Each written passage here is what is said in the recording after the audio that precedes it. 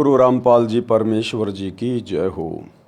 परमपिता परमात्मा सारी सृष्टि के रचनहार कुल मालिक असंख्य ब्रह्मांडों के स्वामी जगत गुरु तीनों लोकों में प्रवेश करके सबका भरण पोषण करने वाले राजाधिराज आत्माधार नाथों के नाथ देवों के देव महादेव सर्वेश्वर महेश्वर मृत्युंजय अजरो अमर आदि अनादि सनातनी प्रभु जगत पिता जगदीश्वर श्री श्री 1008 की उपाधि के वास्तविक अधिकारी अकाल मूर्त शब्द स्वरूपी राम वासुदेव सर्वगतम ब्रह्म परम पूज्य प्रथम पूज्य परम संत परम पुरुष परम धनी परम दयालु सत्य कबीर हक्का कबीर अल्लाहु अकबर बाखबर अल्लाह ताला जगत के तारणहार जगत के मुक्तिदाता जगत के जगन्नाथ हारे के सहारे हिंदुओं के राम मुसलमानों के अल्लाह सिखों के वाहिगुरु ईसाइयों के मसीह दया के सागर दया निधि करुणा के सागर करुणा निधि स्वयं भू परिभू संकट मोचन कष्ट हरण मंगल करण दुख भंजन अविगत कबीर निर्विकार निर्विषम परमात्मा अलय अलेख सतगुरु आदि अनादि सतगुरु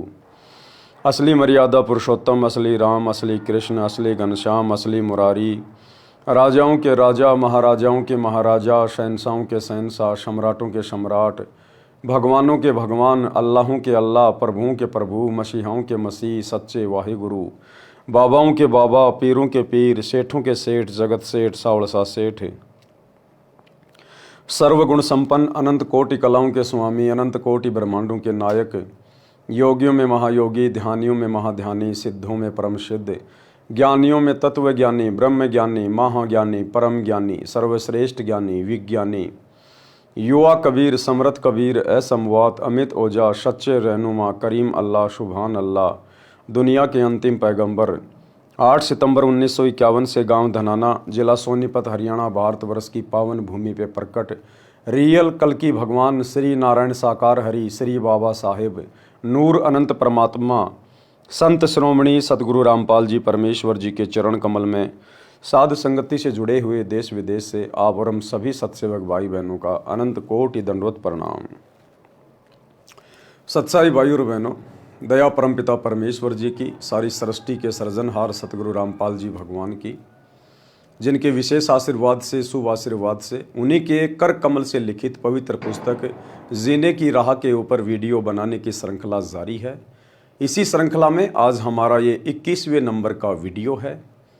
प्रत्येक वीडियो में गुरुदेव भगवान के आशीर्वाद से हमें भक्ति मार्ग से संबंधित बहुत सारी बातें पता चल रही हैं, जिन बातों को सुनकर देखकर पढ़कर हमारा दृढ़ विश्वास अपने पूज्य गुरुदेव भगवान के चरण कमल में बढ़ता ही जा रहा है और ये विश्वास ही है जो हमें एक दिन सतलोक में जा बैठाएगा।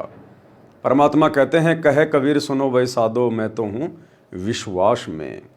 तो आज के वीडियो में आगे बढ़ते हैं। आज के वीडियो में गुरुदेव भगवान ने एक जति और सती भगत के लक्षण बताए हैं, साथ ही सती स्त्री के भी लक्षण बताए हैं और ये सांसारिक उदाहरण देकर हमें भक्ति मार्ग में दृढ़ करने का प्रयास किया है। पवित्र पुस्तक जीने की राह पार्ट नंबर 21 पेज नंबर 161 भगत जति तथा सती होना चाहिए। अब ये जति क्या होता है, सती क्या होता है? जति के लक्षण पुरुष यति यानी जति सो जानिए निज त्रिया तक विचार यानी भगत या जगत का कोई भी व्यक्ति चाहे उपदेश ले रखा या नहीं ले रखा है, यति या जति उसी को कहते हैं जो केवल अपनी औरत तक ही सीमित रहता है, केवल अपनी पत्नी तक ही सीमित रहता है, व्यभिचार नहीं करता है, उसको जति या सती कहते हैं। माता बहन पुत्री सकल और जग की नार अपनी स्त्री के अलावा आयु अनुसार अन्य स्त्री को अपनी बेटी बहन या मां की दृष्टि से देखने वाला जति कहलाता है। भावार्थ यति पुरुष उसको कहते हैं जो अपनी स्त्री के अतिरिक्त अन्य स्त्री में पति पत्नी वाला भाव ना रखे, पर स्त्री को यानी दूसरी स्त्री को आयु अनुसार माता बहन या बेटी के भाव से जाने, उसको कहते हैं यति पुरुष या जति पुरुष। सती स्त्री के लक्षण। अब स्त्री को कैसा होना चाहिए? सती होना चाहिए। सती कौन होती है? जो अपने पति के अलावा पति वाला भाव अन्य किसी भी गैर पुरुष से ना लाए। आयु अनुसार अन्य को अपना बेटा, अपना भाई या अपना पिता समान समझे।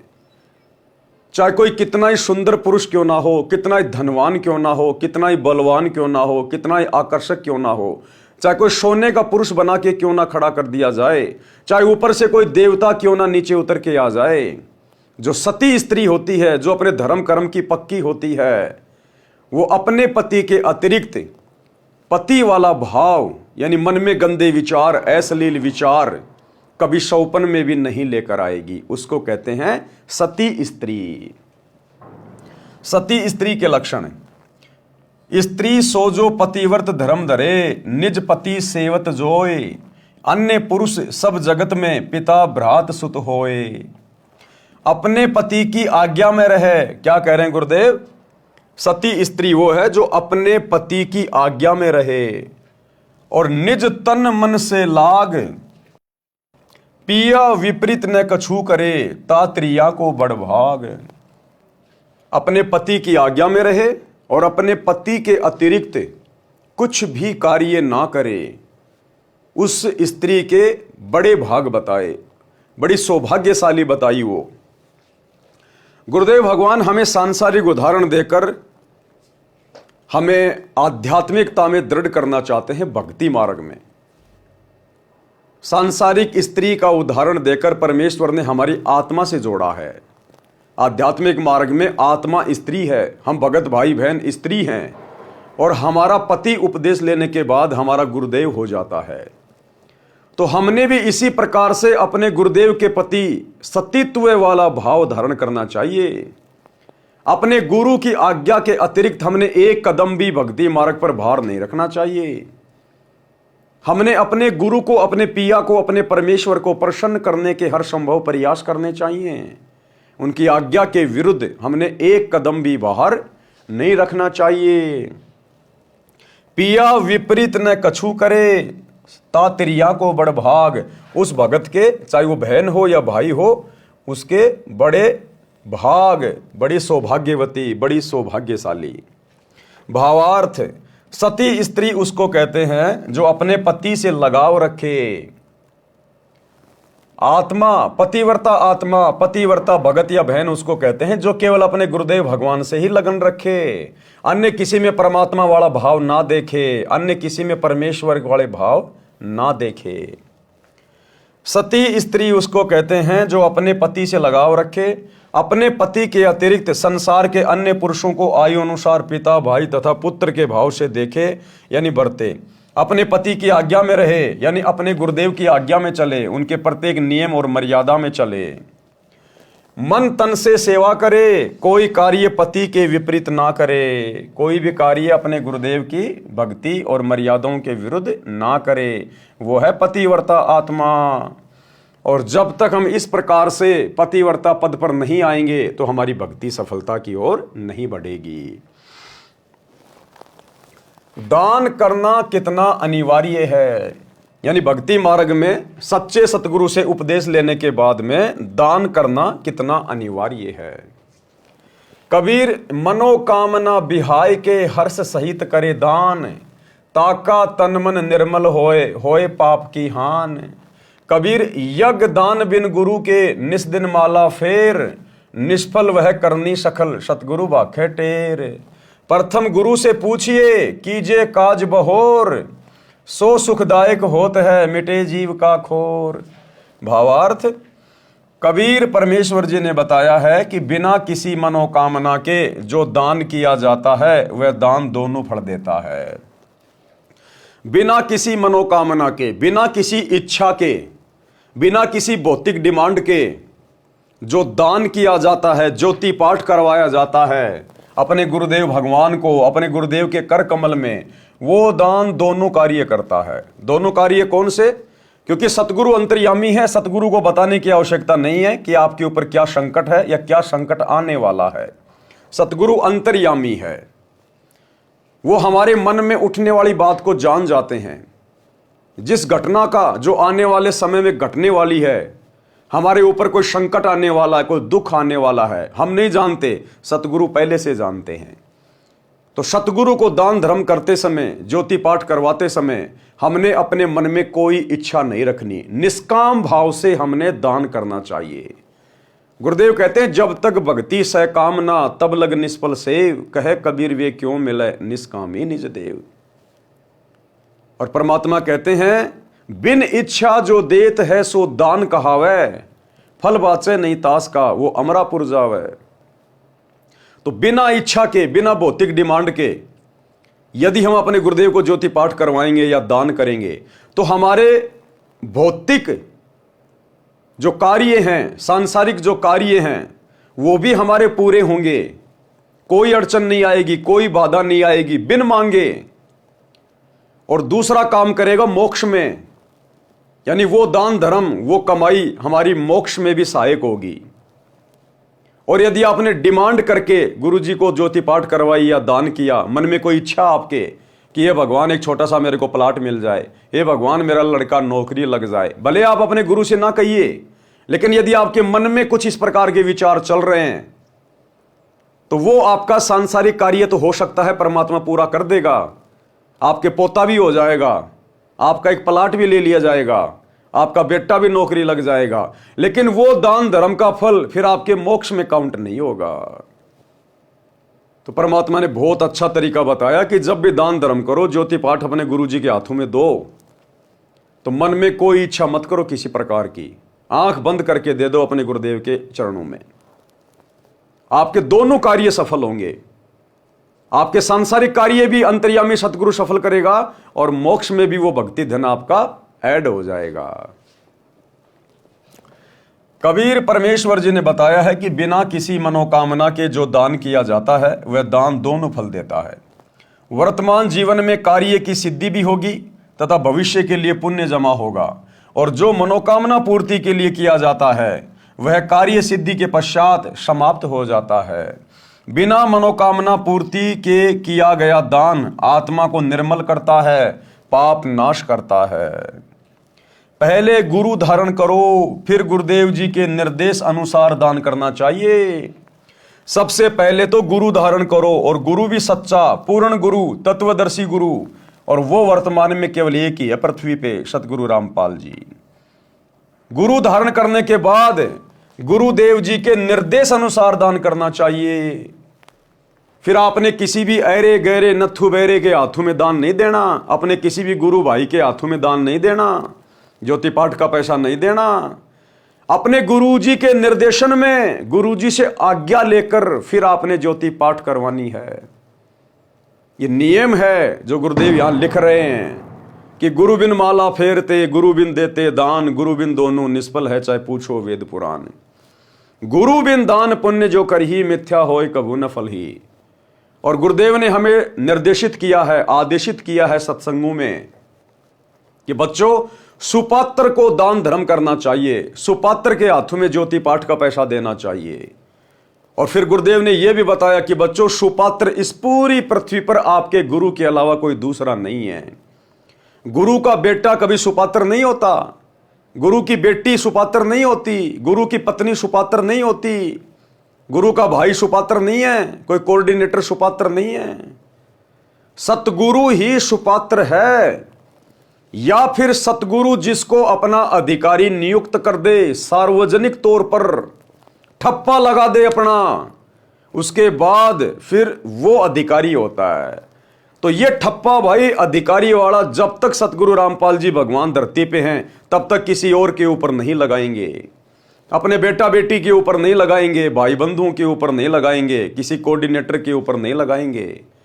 तो वर्तमान समय में जो कि 2025 का समय चल रहा है और 2014 में बरवाला कांड हुआ, गुरुदेव भगवान जेल में बैठे हुए हैं। आज गुरुदेव भगवान की गैर हाजिरी में, गुरुदेव भगवान से पूछे बिना, उनसे आज्ञा लिए बिना, उनके ज्ञान के विपरीत लाखों की संगत इन फर्जी सतलोक आश्रमों में जा जाके अपने गुरुदेव के नियम और मर्यादाओं की धज्जियां उड़ा रही है, और बिना गुरु आज्ञा के अर्थात हिसार जेल में जाकर अपने गुरुजी से आज्ञा लिए बिना ज्योति पाठ और दान करवा रही है। किनको? कुपात्रों को, गुरुदेव के परिवार को, कोऑर्डिनेटरों को। और ये कुपात्र संगत की आंखों के सामने उस दान का जी भरकर दुरुपयोग भी कर रहे हैं, क्योंकि कुपात्र तो दुरुपयोग ही करेगा, आपके दान को बर्बाद ही करेगा। अन्यथा भैया सतगुरु का वचन फैल हो जाएगा। फिर सतगुरु ने क्यों कहा कि सुपात्र को दान करना चाहिए और सुपात्र केवल सतगुरु होता है? तो आपने तो कुपात्रों को दे दिया, कुपात्रों को।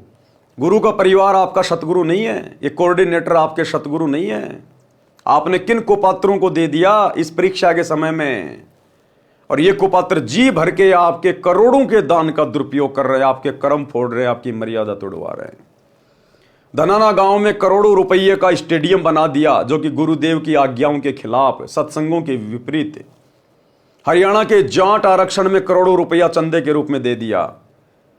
आनंदपाल सिंह जैसे गैंगस्टरों की सीबीआई जांच के समर्थन में 5 लाख रुपए दे दिए। हरियाणा के गोहाना जाट महासभा का 5वां फ्लोर बनवा दिया गया, जो 1 करोड़ से ऊपर बनेगा। अयोध्या में भंडारा लगा दिया काल पुजारियों के लिए। और भी दुनिया भर के पाखंड आडंबर आए दिन ये लोग आपके दान धर्म के ऊपर करते ही रहते हैं, काल प्रेरणा से आप लोगों की मर्यादा तोड़वाने के लिए। तो भैया सतगुरु का वचन मिथ्या नहीं जाता। सतगुरु ने कह दिया कि दान केवल सुपात्र को दिया जाता है, सुपात्र केवल आपका गुरु है। बाकी आप किसको दे रहे हैं ये आप स्वयं निर्णय कर लीजिएगा। पहले गुरु धारण करो, फिर गुरुदेव जी के निर्देश अनुसार दान करना चाहिए। बिना गुरु के कितना ही दान करो और कितना ही नाम सुमरण की माला फेरो, सब व्यर्थ प्रयत्न है। ये सत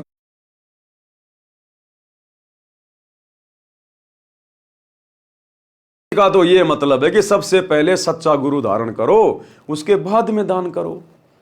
ठीक है भाई साहब, हमने सच्चा गुरु धारण कर लिया सतगुरु रामपाल जी को, अब क्या आंखें बंद करके दान करें किसी को भी? भाई गुरु तो हमने बना लिया सतगुरु रामपाल जी को, तो क्या अब आंखों पे काली पट्टी बांध के रोड पे खड़े भिखारी को पैसे दे दें? किसी भी शराबी को पैसे दे दें? किसी भी उल्टे कार्य में पैसे लगा दें? मंदिर में जाके दान कर दें? मस्जिद में जाके दान कर दें? क्योंकि गुरु तो हमने बना ही लिया, अब हमें दोष क्या लगेगा? तो इन वाणियों का एक नहीं अनेकों अर्थ निकलते हैं। सबसे पहले तो सच्चा गुरु धारण करो दान करने के लिए। सच्चा गुरु धारण करने के बाद गुरु ने जो मर्यादा बताई है कि केवल सुपात्र को दान देना है। अब सुपात्र सतगुरु के अलावा धरती पे कोई दूसरा नहीं है, तो आप किसको दान दे रहे हैं वर्तमान में इन फर्जी सतलोक आश्रमों में जाकर? ये गुरुदेव के आध्यात्मिक निर्देशन के बिल्कुल विपरीत है। विपरीत आपका दान कुपात्रों के हाथों में जा रहा है। प्रथम गुरु की आज्ञा लें, तब अपना नया कार्य प्रारंभ करना चाहिए। वह कार्य सुखदायक होता है तथा मन की सब चिंता मिटा देता है। कोई भी कार्य करने से पहले अपने गुरुदेव भगवान की आज्ञा अवश्य लें। जैसे आप कोई मकान बना रहे हैं, दुकान बना रहे हैं, मकान में आप जी प्रवेश कर रहे हैं, अपना नया कोई कारोबार खोल रहे हैं, तो सर्वप्रथम अपने गुरुदेव की आज्ञा अवश्य लें। और वर्तमान में गुरुदेव भगवान हिसार जेल में बैठे हैं, आम भगत उनसे मिल नहीं सकता। उनके परिवार ने धर्म को धंधा बना लिया, उनके ऊपर विश्वास किया नहीं जा सकता। तो वर्तमान में अपने गुरुदेव के ज्ञान को आधार बनाकर और घर पर दरबार साहिब के सामने अपनी अर्जी अपने गुरुदेव को दंडवत प्रणाम करते हुए हृदय से लगाइए और अपने गुरुदेव से आज्ञा लीजिए और अपना कार्य शुरू कीजिए। कबीर अभ्यागत आगम निरखी, आदर मान समेत, भोजन छाजन बित यथा सदा, काल जो देत। भावार्थ, आपके घर पर कोई अतिथि आ जाए तो आदर के साथ भोजन तथा बिछावना अपनी वित्तीय स्थिति के अनुसार सदा समय देना चाहिए। यानी एक अच्छे व्यक्ति के लक्षण बताए हैं, एक अच्छे भगत के लक्षण बताए गुरुदेव ने। यदि आपके घर पर कोई अतिथि आ जाए, कोई भी आ जाए, और यदि नेक इंसान है, अच्छा इंसान है, तो आदर सत्कार के साथ हमने उसके साथ में वार्तालाप करनी चाहिए, प्यार प्रेम के साथ में भोजन करवाना चाहिए, जैसा भी हमारा सामर्थ्य है। और जैसा भी है, यदि रात्रि को रुकना चाहता है तो बड़े इज्जत के साथ आप उनका बिछावना लगाइए। ये एक नेक इंसान के परमात्मा ने लक्षण बताए हैं। सोई मलेच्छ समझानिए, ग्रही जो दान विहीन, यही कारण नित दान करे, जो नर चतुर परवीन। भावार्थ, जो गृहस्थी व्यक्ति दान नहीं करता वह तो मलेच्छ यानी दुष्ट व्यक्ति के समान है। इसलिए हे बुद्धिमान, नित दान करें, क्योंकि गृहस्थी व्यक्ति के ऊपर पाप कर्म बहुत ज्यादा होते हैं। गृहस्थी व्यक्ति अपने घर में भी काम करते हैं, झाड़ू पोछा भी करते हैं, कपड़े भी धोते हैं, खेतों में काम भी करते हैं, बिजाई भी करते हैं, खेतों की जुताई भी करते हैं, तो उसमें बहुत ज़्यादा जीव हत्या होती है। इसलिए गृहस्थी व्यक्ति को सबसे पहले सच्चा सतगुरु धारण करना चाहिए और उसके बाद यथासंभव दान अवश्य करना चाहिए। पात्र कुपात्र विचार के तब दीजिए ताही दान, देता लेता शुक्ल है अंत होए नहीं हान। अब क्या कह रहे हैं गुरुदेव कि पात्र और कुपात्र को विचार कर लेना चाहिए कि दान लेने का पात्र कौन है, यानी सुपात्र कौन है, और कुपात्र कौन होता है। कुपात्र यानी जो अधिकारी नहीं है। कहते हैं दान देने से पहले सुपात्र और कुपात्र जांच कर लेना चाहिए। देता लेता शुक्ल है अंत होए नहीं हान। यदि सुपात्र के हाथ में दान चला गया तो आपको कोई हानि नहीं होगी, और यदि कुपात्र के हाथों में दान दे दिया तो फिर उसका परिणाम भी भयंकर निकलेगा। भावार्थ, दान कुपात्र को नहीं देना चाहिए। अब सतगुरु रामपाल जी के अलावा धरती पर कोई भी सुपात्र नहीं है। इनके अलावा कोई भी ज्योति पाठ और दान का पैसा लेने का वर्तमान में अधिकारी नहीं है। अब वर्तमान में संगत किन के हाथों में दे रही है, स्वयं विचार कर लेना भाई। सुपात्र को दान हर्षपूर्वक देना चाहिए। अब सुपात्र सतगुरुदेव भगवान तो हिसार जेल में बैठे हैं भाई। हिसार जेल में परीक्षा चल रही है। या तो हिसार जेल में अपने गुरुदेव से जाकर आमने सामने प्रत्यक्ष उनसे भेंट करके आज्ञा लेके उसके बाद दीजिए, अन्यथा अपने दान को अपने घर पे रखिए भैया। जब गुरुदेव आए उसी समय उनके कर कमल में दीजिए। सुपात्र गुरुदेव बताया। सुपात्र कौन है? गुरुदेव। और कोई सुपात्र नहीं है धरती पर, दान लेने का कोई अधिकारी नहीं है। सुपात्र गुरुदेव बताया है। फिर कोई भूखा है उसको भोजन देना चाहिए। रोगी का उपचार अपने वित्त सामने धन देकर करना। क्या कह रहे हैं गुरुदेव? यदि कोई भूखा है तो उसको भोजन देना चाहिए। भोजन के पैसे नहीं देने चाहिए। नगद 1 रुपया भी भगत ने किसी को नहीं देना अपने गुरु के अलावा। चाहे कोई कितना ही गिड़गिड़ाए, कितना ही रोए, कितना ही नौटंकी करे, भगत ने भावनाओं में नहीं बहना। आवश्यकता से अधिक दया धर्म भी भगत के लिए हानिकारक होता है। हमने राजा जनक जैसी गलती नहीं करनी। उन 12 करोड़ नरक में पड़ी हुई आत्माओं की पुकार सुन के, ये कलयुग की बिचली पीढ़ी है, फूक फूक के कदम रखना पड़ेगा। काल तो वैसी परिस्थितियां प्रकट करेगा हमें डुबोने के लिए, हमारी मर्यादा तुड़वाने के लिए। और सतगुरु भी वर्तमान में जेल में बैठ के वही देख रहा है कि मेरे हैं कितने, मेरे ज्ञान को आधार बनाकर कितने भक्ति कर रहे हैं, देखा देखे में भेड़ की पूंछ पकड़ के कितने चल रहे हैं। आप यदि कोई भूखा है तो उसको भोजन खिला दीजिए।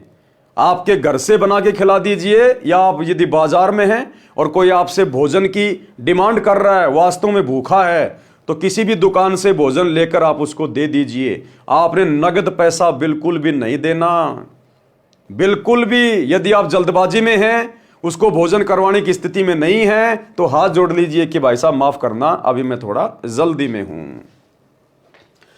फिर कोई भूखा है उसको भोजन देना चाहिए। रोगी का उपचार अपने वित्त सामने धन देकर करना। यदि कोई रोगी है, कोई बीमार है, चाहे अड़ोसी हो, चाहे पड़ोसी हो, चाहे रिश्तेदार हो, हमने उनको नगद पैसे नहीं देने कि भाई साहब मेरा बेटा बहुत बीमार हो गया, मेरे फोन पे में पैसे डाल दे। समय नहीं है भाई साहब, भावनाओं में नहीं बहना, जल्दबाजी नहीं करनी बिल्कुल भी। अपनी आंखों के सामने अगर दवा की जरूरत है तो मेडिकल पे जाइए। 2, 4, 5 हजार जितने की भी दवा की आवश्यकता है, यदि आप समर्थ हैं तो आप अपनी जेब से मेडिकल वाले को पैसे दीजिए। जितने की दवा है उतने ही, 1 रुपया भी नहीं फालतू। उसको 100 रुपए भी फालतू नहीं देने के हिसाब तू अपने खर्चे के लिए रख ले।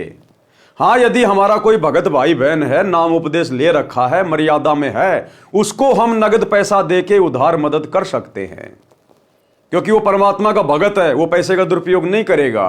और यदि फिर भी वो दुरुपयोग करेगा तो सजा फिर वो भोगेगा, हम नहीं भोगेंगे, क्योंकि हमने तो अपनी आंखों के सामने उसकी स्थिति को देखकर हमने उसकी मदद की है। अब वो यदि अपने कर्म फोड़ रहा है, अपने भगवान को धोखा दे रहा है, तो लाख बार दे। लेकिन जगत वाला कोई भी व्यक्ति हो, चाहे रिश्तेदार हो, चाहे अड़ोसी हो, चाहे पड़ोसी हो, उनको नगद पैसा नहीं देना, चाहे कोई कितना बीमार हो। डॉक्टर की फीस देने में वो समर्थ नहीं है, यदि आप समर्थ हैं, उसकी मदद करना चाहते हैं, तो आप जी खुद जाइए हॉस्पिटल में, डॉक्टर से पूछिए साहब आपकी कितनी फीस है, बोलेगा साहब 3,000 रुपये, लीजिए साहब 3,000 रुपये, और उसको बोल दीजिए भाई मैं आपको ये उधार दे रहा हूं, ये पैसा आप मेरा लौटा देना। फ्री में मदद नहीं करनी, बिल्कुल भी ना भगत की ना जगत की, फ्री में मदद नहीं करनी, उधार का बोल के दीजिएगा। अगर वो नहीं चुका पाएगा किसी कारण से, तो फिर कोई दिक्कत नहीं होने वाली, क्योंकि हमने फ्री में नहीं दिया, हमने तो उधार दिया। अब कोई सामने वाला देने में समर्थ नहीं है या उसकी नीयत खराब हो गई, तो फिर हम भक्तों को दोष नहीं है, उसके कर्म फिर उसके साथ में हैं। तो इस प्रकार से भाई और बहनों, हमने किसी की भी मदद करते समय किसी भी प्रकार की बहुत सोच समझ के कदम रखना है। यह काल का भयंकर जाल है, वो कदम कदम पर भक्तों के साथ में धोखा करने का प्रयास करेगा। हमने भावनाओं में नहीं बहना, जल्दबाजी में कोई डिसीजन नहीं लेना। दुनिया मरे तो मरे, उनकी जल्दबाजी में हम क्यों मरे अपनी मर्यादा तोड़ के। अगर इतना ही ज्यादा दुखी है, परेशान है, तो आजा भगवान की शरण में, नाम दीक्षा ले, संकल्प ले, भक्ति कर, अपनी सत्संग सुनना शुरू कर। अगर इतना ज्यादा दुखी हो रहा है तो हमने किसी के दुख में भावनाओं में बहकर अपनी मर्यादा नहीं तोड़नी है। ये दुनिया आए दिन लाखों मर रही है, मर जाएंगे, मरने दो। भक्ति नहीं करेगा वो आज, नहीं तो वो कल मरेगा, लेकिन हम क्यों मर्यादा तोड़ के मरे उसके चक्कर में। तो यदि कोई रोगी है तो भाई डायरेक्ट नगद पैसा मत देना, आप सामने जाकर गोली दवाई दिलवा दो। बाढ़ पीड़ित, यदि कोई बाढ़ आ गई, कहीं पर भूकंप आ गया, और यदि आप समर्थ हैं, तो आप किसी के मोबाइल पे, फोन पे या बहुत सारे लोग उस समय वीडियो बनाएंगे, आप बाढ़ पीड़ितों की मदद कीजिएगा, वहां भूकंप आ गया, आपकी मदद की आवश्यकता है। आप यदि 100 रुपए भी डालेंगे तो लाखों रुपए हो जाएंगे, लोगों की मदद हो जाएगी। हमने इन भावनाओं में नहीं बहना, फालतू का दानी नहीं बनना।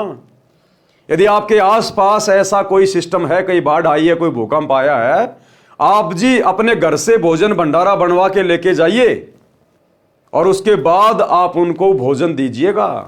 या मार्केट से कोई चीज़ वगैरह, कोई फल फ्रूट वगैरह, या कोई फूड पैकिंग वगैरह। और फूड पैकिंग भी ऐसी होनी चाहिए जिसको आदमी बेच ना दे। आजकल ये भिखारी भी बड़े एडवांस हैं। आप किसी को भी क्या करोगे, बिस्कुट का पैकेट दे दोगे, वो उसको दुकान वाले को 3 रुपए में दे देगा वापस, और 2 रुपए जो बचेंगे उसका गुटखा लेके खा लेगा। आप जिसको भी बिस्कुट दें, कोई भी फूड दें, जो पैकिंग होता है थोड़ा सा उसको फाड़ दें, बिस्कुट के पैकेट को थोड़ा 2 टूक कर दें बीच में हल्का सा, या और कोई भी पैकिंग का सामान है उसकी पैकिंग को थोड़ा सा फाड़ दें। नहीं तो आजकल बड़े उस्ताद हैं, ये 100 रुपए की चीज को 25 रुपए में दुकान वाले को दे देंगे। अब 25 रुपए तो गए ना, 25 रुपए का जो वो उल्टा काम करेगा, नुकसान तो हमें हुआ ना फिर। तो बहुत सोच समझ के भाई और बहनों, तो बाढ़ पीड़ितों को भी भोजन खिलाइए, खाने पीने का सामान दीजिए, नगद पैसे नहीं। भूकंप पीड़ितों को समूह बनाकर भोजन, कपड़े अपने हाथों से देना सुपात्र को दिया गया दान है। क्या कह रहे हैं गुरुदेव, अपने हाथों से देना। अब हाथों से कब देंगे, वहां पहुंच के देंगे। घर बैठे मोबाइल पे स्कैन करके रुपए नहीं डालेंगे। अपने हाथों से देने का मतलब वहां पहुंच के देना, अपनी आंखों के सामने, कि वास्तव में इसको आवश्यकता है, और नगद बिल्कुल नहीं देना। तो इतनी सावधानी हमने बरतनी है। अपने हाथों देना, सुपात्र को दिया दान कहा है, इससे कोई हानि नहीं होती है। धर्म बोध पृष्ठ 189 का सारांश। कबीर फल कारण सेवा करे, निस्दिन याचे राम, कहे कबीर सेवा नहीं, जो चाहे चौगुने दाम। कि भैया अगर सेवा के बदले अगर तू धन की उम्मीद कर रहा है, तो फिर तू तो मजदूरी कर रहा है, तू भक्ति नहीं कर रहा, तू तो बिजनेस कर रहा है, तू तो व्यापार कर रहा है। कि मैं गुरुजी को एक ज्योति करवा दूं, अगर मेरा एक प्लाट अगर वो बिक जाए, तो अगर वो प्लाट में ले लूं तो गुरुजी को ज्योति करवा दूं, तो तू तो भैया बिजनेस कर रहा है, गुरु के साथ में धंधा कर रहा है। तू सेवा थोड़ी कर रहा है, दान थोड़ी कर रहा है। कबीर फल कारण सेवा करे, निस्दिन याचे राम, कहे कबीर सेवा नहीं, जो चाहे चौगुने दाम। जो किसी कार्य की सिद्धि के लिए सेवा यानी पूजा करता है, दिन रात परमात्मा से मांगता रहता है। परमेश्वर कबीर जी ने कहा है कि वह सेवा नहीं, जो 4 गुना धन सेवा के बदले इच्छा करता है। कबीर सज्जन सगे कुटुंब हितु, जो कोई द्वारे आव, कबहू निरादर ना कीजिए, राखे सबका भाव। एक नेक भगत के क्या लक्षण बताए, एक अच्छे इंसान के गुरुदेव ने क्या लक्षण बताए। भद्र पुरुषों, सगे यानी रिश्तेदारों, कुटुंब यानी परिवारजनों तथा हितु यानी आपके हितैषियों का आपके द्वार पर आना हो तो कभी अनादर नहीं करना चाहिए, सबका भाव रखना चाहिए, लेकिन अपनी मर्यादाओं का विशेष ध्यान रखना चाहिए। मर्यादा तोड़कर हमने दूसरों का आदर सत्कार नहीं करना, मर्यादा तोड़कर हमने ज्यादा सम्मान का पात्र नहीं बनना।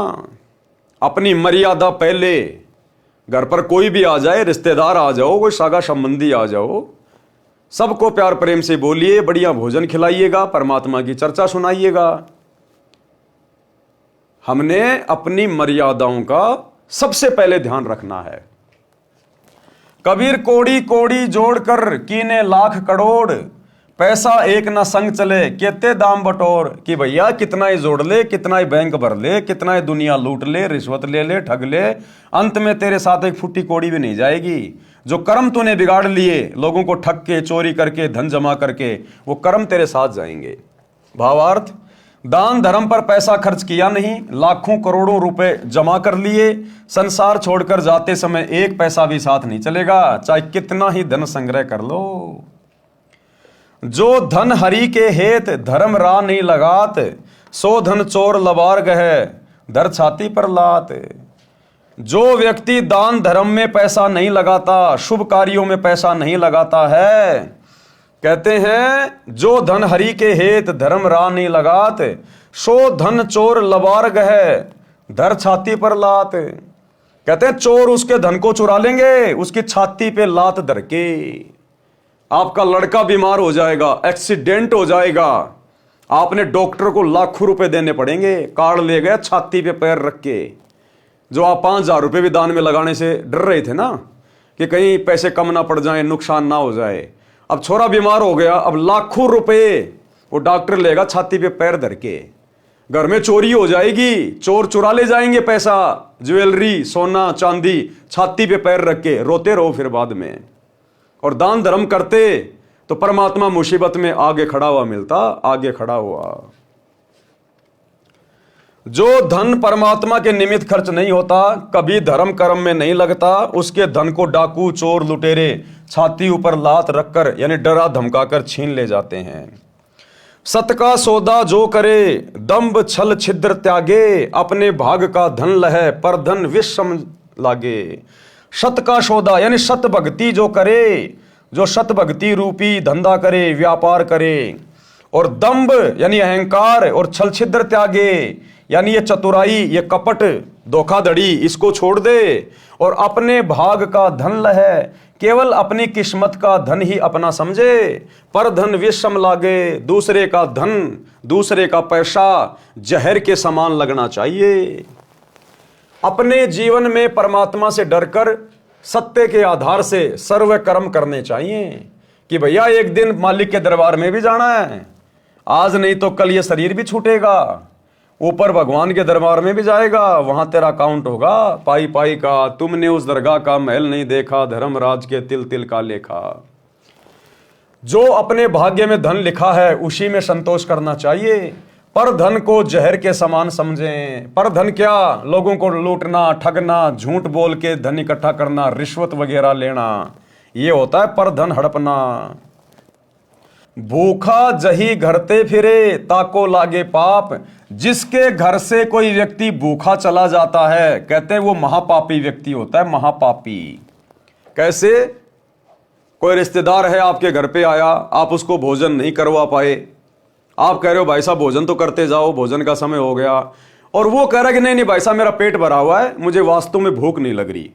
तो वो आदमी फिर आपके घर से भूखा नहीं गया, वो आदमी आपके घर से भूखा नहीं गया, क्योंकि आप तो उसको खिलाना चाह रहे हो, लेकिन किसी कारण से वो नहीं खाना चाह रहा। कोई भी कारण हो सकता है, उसका अपना कोई व्रत हो सकता है, आपके घर का खाना वो नहीं खाना चाहता हो, या वास्तव में उसको भूख नहीं है, लेकिन हमने तो आदर सत्कार से उससे प्रार्थना करी, तो हमारे घर से तो समझो भोजन खा के ही गया है, तो ऐसे में दोष नहीं लगता।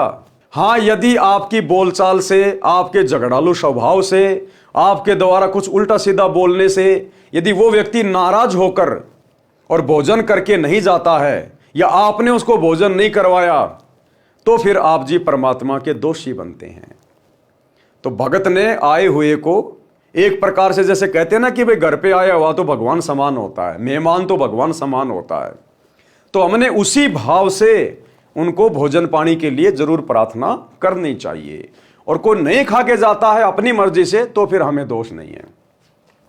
भूखा जहीं करते फिरे ताको लागे पाप, भूखों भोजन जो देत है कटे कोटि संताप। करोड़ों पाप कर्म नष्ट हो जाते हैं जो भूखे को भोजन खिलाता है। अब भाइयों और बहनों, ये वाणी क्या कह रही है? भूखा जहीं करते फिरे, जिस घर से भूखा व्यक्ति चला जाए ताको लागे पाप। यहां तो गुरुदेव कह रहे हैं अगर आपके घर से कोई भूखा चला गया आपकी कमजोरी के कारण, तो आप बहुत बड़े पाप के भागी हैं। तो सोचिए भाई और बहनों, दूसरे के घरों में घुसकर यदि कोई किसी को भोजन ना करने दे, खाना ना खाने दे, उसके भोजन को उठा के फेंक दे, उनके साथ में मार पिटाई करे बेवजह अपने स्वार्थ के लिए, तो उनको क्या पाप लगेगा? जब घर पे आए हुए व्यक्ति को आपने भोजन नहीं करवाया और किसी कारण से झगड़ा करके निकाल दिया, उसका कितना पाप है। और आप दूसरे के घर में जाके मारपीट करो, उनको भोजन ना करने दो, तो कितना पाप लगेगा? गिनती नहीं है। तो ये पाप वर्तमान में काल करवा रहा है सतगुरु रामपाल जी के परिवार से, इन कोऑर्डिनेटरों से। साध संगतियों में जाते हैं ये लोग, पुलिस वालों को लेके साध संगतियां बंद करवाने के लिए, भंडारे बंद करवाने के लिए, और वहां जाकर सत्सेवक भाई बहनों के सामान को फेंकते हैं, हलवे राम को फैला देते हैं, भक्तों के साथ मार पिटाई करते हैं, थाने में लेके जाते हैं, उनको भोजन नहीं करने देते, भंडारा नहीं करने देते। तो सोचिए इन राक्षसों के साथ, गुरुदेव के परिवार के साथ और इन कोऑर्डिनेटरों के साथ, और इनके चक्कर में जो आम संगत आकर इस प्रकार का कुकृत्य कर डालती है सत्सेवकों के साथ, सोचिए उन लोगों के साथ में क्या बीतेगी आने वाले समय में। वो तो टोटली परमात्मा के विधान के सैकड़ों गुना ज्यादा खिलाफ कर रहे हैं। इसलिए भाई और बहनों, दास बार बार कहता है कि जो दुर्गति आने वाले समय में संत रामपाल जी के उन भक्तों की होगी जो जानबूझ के आंख बंद करके बैठे हैं, इतनी तो जगत वालों की भी नहीं होगी, क्योंकि ये लोग जानबूझ के सांची तज रहे हैं। भावार्थ, जिस घर से कोई भूखा लौट जाता है उसको पाप लगता है, और भूखों को भोजन देने वालों के करोड़ों विघ्न टल जाते हैं। वैसे तो बहुत सारी साध संगतियों में इन लोगों ने उपद्रव मचाया है, लेकिन विशेषकर जब दिल्ली में साध संगति थी, भोजन भंडारा तैयार था, सभी भगत भाई बहन तकरीबन 40 से 50 दूर दूर से आए हुए अन्य स्टेट से बेचारे शाम को अपने गुरुदेव को भोग लगा रहे थे बड़ी भोग की आरती के साथ। उसी समय सतलोक आश्रम वालों ने एंट्री मार दी, पुलिस वालों को दारू पिला के लेके गए और भक्तों को बहुत बुरी तरह से मार पिटाई करवाई, थाने में लेके गए, भंडारे को फैला दिया, किसी को भंडारा नहीं करने दिया। बेचारे भगत न जाने कहां कहां से भूखे आए थे, अपने गुरुदेव को भोग लगा रहे थे कि बाद में चलो भंडारा करेंगे, बेचारे वापस भूखे गए। तो सोचिए भाई और बहनों, ये साध संगतियां वर्तमान में पृथ्वी पर एकमात्र सत्य समागम है। साध संगतियों के समान धर्म कहीं नहीं हो रहा वर्तमान में धरती पर कहीं भी। इन सतलोक आश्रमों में तो पाखंड चल रहा है, कोरा पाखंड। केवल धार्मिक धंधे के लिए संगत को लूटा जा रहा है, अपनी मान बढ़ाई के लिए, दिखावे के लिए लड्डू जलेबी बर्फी। यहां गुरु को परमात्मा मान के उनको भोग नहीं लगाया जाता। ये लोग तो पाप का भोजन खा रहे, दुनिया को खिला रहे इन आश्रमों में। क्योंकि जो अपने गुरु को इष्ट मान के, कबीर भगवान मान के उनको भोग नहीं लगाता है, वो तो समझो पाप खा रहा है, गीता अध्याय 3 श्लोक 13 के अनुसार। तो इन सतलोक आश्रमों से जुड़े भाई बहन, गुरुदेव का परिवार, ये कोऑर्डिनेटर, ये अपने गुरु को इष्ट नहीं मानते। ये तो उस कागज की दाढ़ी मूछ वाली कबीर जी की समझे जाने वाली नकली फोटो को भगवान मानते हैं। तो ये तो वैसे भी पाप का भोजन है, चाहिए कितना मर्जी खा लो, कुछ भी खा लो बना के। एकमात्र सत्य समागम गुरुदेव की गैर हाजिरी में 2014 बरवाला कांड के बाद यदि धरती पर कहीं हो रहे हैं तो केवल साध संगतियों में, और उन साध संगतियों में जाकर काल प्रेरणा से उत्पात मचाना, भंडारे बंद करवाना, ये दुनिया के सबसे बड़े पापी हैं, सबसे बड़े पापी। अरे रावण के कोई सींग थोड़ी थे, कंस के कोई सींग थोड़ी थे, हिरण्यकश्यप के कोई सींग थोड़ी थे, लंबे लंबे दांत थोड़ी थे। आप और हमारी तरह इंसान थे, कोई ब्राह्मण जाति में था, कोई यादव जाति में था, लेकिन आज वो राक्षस कहलाए। तो ठीक इसी प्रकार ये गुरुदेव का परिवार, ये कोऑर्डिनेटर जो सात संगतियों में जाके उपद्रव मचाते हैं, ये राक्षस हैं, राक्षस। ये परिणाम इनको आने वाले समय में बहुत बुरी तरीके से भोगने पड़ेंगे। प्रथम संत को जिमाइए, पीछे भोजन भोग, ऐसे पाप को टालिए, कटे नित्य का रोग। प्रथम संत को जिमाइए। अब भैया हम रोजाना संत को कहां से लाएं जिमाने के लिए? रोजाना भगत कौन आएगा आपके घर पे भंडारा करने के लिए? और रोजाना संत को भोजन करवाए बिना आपके पाप कटेंगे नहीं। इसलिए परमात्मा ने गीता अध्याय 3 श्लोक नंबर 13 में लिखा है कि परमात्मा को भोग लगाए बिना, यानी उस संत को जिमाए बिना जो व्यक्ति भोजन खाएगा वो तो पाप खाएगा, पाप। इसलिए सतगुरु ने अपनी प्यारी आत्माओं को, सतसेवकों को बचाने के लिए काल के कहर से और अपने शास्त्र अनुकूल भक्ति विधान अनुसार आगे बढ़ाने के लिए यह प्रेरणा की है कि बच्चों घर घर में अपने गुरुदेव को इष्ट मान के भोग लगाओ। और सतसेवकों ने घर घर में अपने गुरुदेव का आसन लगा दिया, बेड लगा दिया, अपने गुरु को ही अपना इष्ट मान के, और जो नकली इष्ट है दाढ़ी मूछ वाला कबीर, उसको घर से बाहर निकाल दिया और अपने गुरु को इष्ट मान के रोजाना संत को जिमा रहे हैं। क्योंकि प्रथम संत तो हमारे गुरुदेव हैं, हम तो फिर छोटे संत हैं। अरे प्रथम तो हमारे गुरुदेव हैं, हम तो उनके बाद हैं। तो क्या कह रहे हैं यहां परमात्मा वाणी में? प्रथम संत को जिमाइए और पीछे भोजन भोग, ऐसे पाप को टालिए, कटे नित्य का रोग।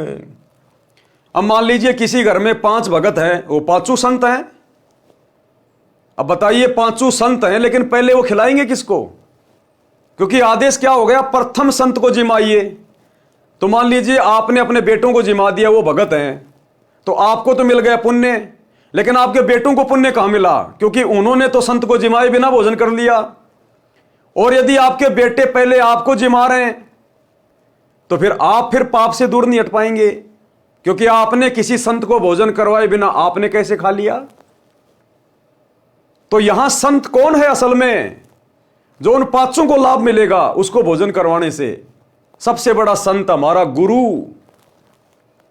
इसलिए अपने गुरुदेव को भोग लगाइए, भोग की आरती के साथ, ये अन्नदेव की आरती नहीं।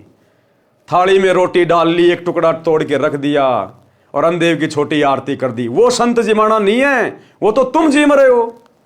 संत कहां जिम रहा है? इसलिए घर पर यदि कोई भगत भाई बहन आ जाए तो वो संत हैं। और रोजाना जिस संत को भोग लगाने की बात कही जा रही है उसके बाद हमने भोजन खाना है, वो परम संत हमारा गुरु है, हमारा गुरु। पहले अपने गुरु को भोग की आरती के साथ भोग लगाइए, हलवे राम का भोग लगाइए, जो विधि सात संगतियों में चल रही है। तो देखो भाई और बहनों, प्रत्येक बात का आपको समर्थन मिलेगा, आपको जो है सबूत मिलेगा। प्रथम संत को जिमाइए, पीछे भोजन भोग, ऐसे पाप को टालिए, कटे नित्य का रोग।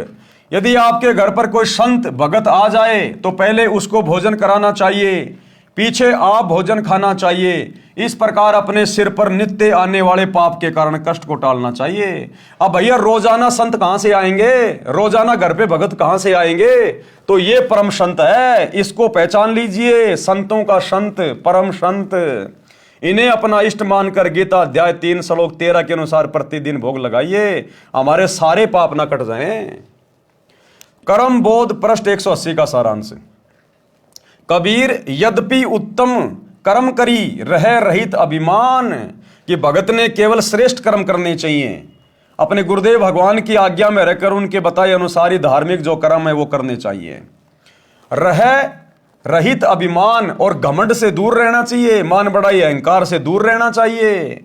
साधु देख सिर नावते करते आदरमान, और भगत को देखते ही सिर झुक जाना चाहिए। सतसाई भगत जी कहते हैं वो भगत सफल होगा। और यहां भक्तों को जा जाके लठों से मार रहे हैं, सात संगतियों में भक्तों पे मुकदमा करवा रहे हैं, भक्तों को जेल करवा रहे हैं। तो बताइए इनके साथ में क्या बीतेगी आने वाले समय में? भावार्थ, अभिमान त्याग कर श्रेष्ठ कर्म करने चाहिए।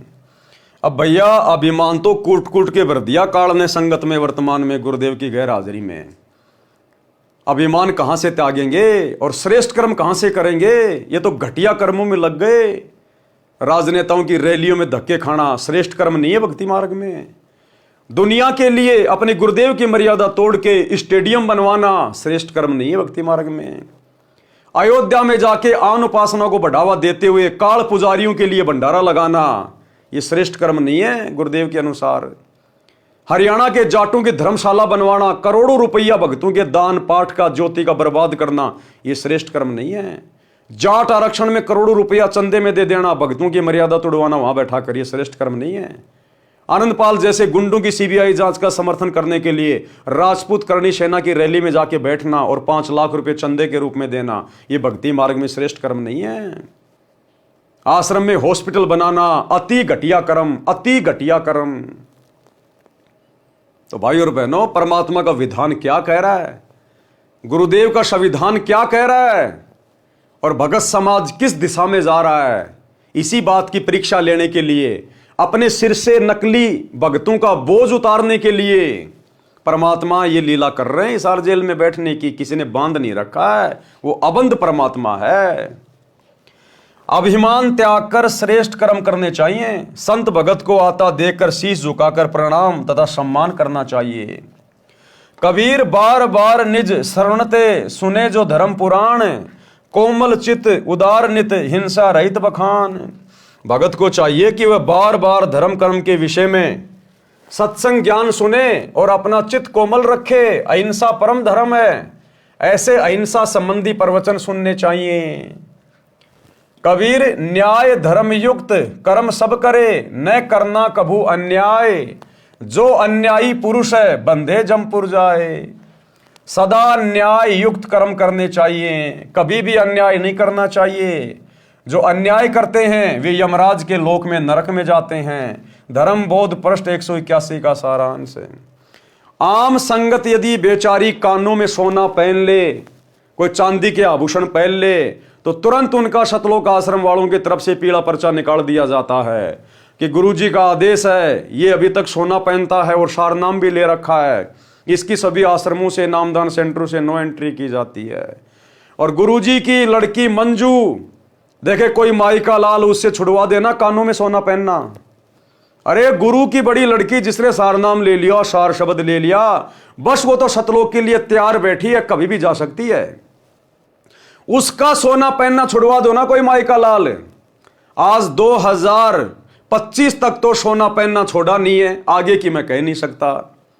तो ये न्याय नहीं हो रहा, ये अन्याय हो रहा है, अन्याय। आम संगत का तो पीला पर्चा निकाल दिया जाता है छोटी सी बात पे, और गुरुजी की लड़की सरेआम सोना पहन के घूम रही है, कोई माई का लाल उसकी नो एंट्री करके दिखाओ ना। तो ये अन्याय हो रहा है, न्याय नहीं हो रहा। सदा न्याय युक्त कर्म करने चाहिए, कभी भी अन्याय नहीं करना चाहिए। जो अन्याय करते हैं वे यमराज के लोक में नरक में जाते हैं। धर्म बोध पृष्ठ 181 का सारांश है। कबीर गृह कारण में पाप बहु नित लागे सुन लोए, ताही ते दान अवश्य दूर ताही ते होए। कबीर चक्की चौके चूल्हे में झाड़ू और जलपान, गृही आश्रमी को नित्य है पाप पांचे विधिजान। यानी 5 प्रकार से गृहस्थी व्यक्ति को रोजाना पाप लगता है। आटा पीसता है उस समय जीव मरते हैं, घर में झाड़ू चौका होता है उस समय जीव मरते हैं, चूल्हे में खाना बनाया जाता है उसमें जीव मरते हैं, झाड़ू लगाई जाती है, और जलपान यानी खाना वाना खाते समय, बर्तन वर्तन धोते समय, खेतों में काम करते समय। तो कहते हैं गृहस्थी व्यक्ति को तो सच्चे सतगुरु से अवश्य दीक्षा लेनी चाहिए, इसमें तो बिल्कुल भी चूक नहीं करनी चाहिए, और दान धर्म फिर डट के करना चाहिए।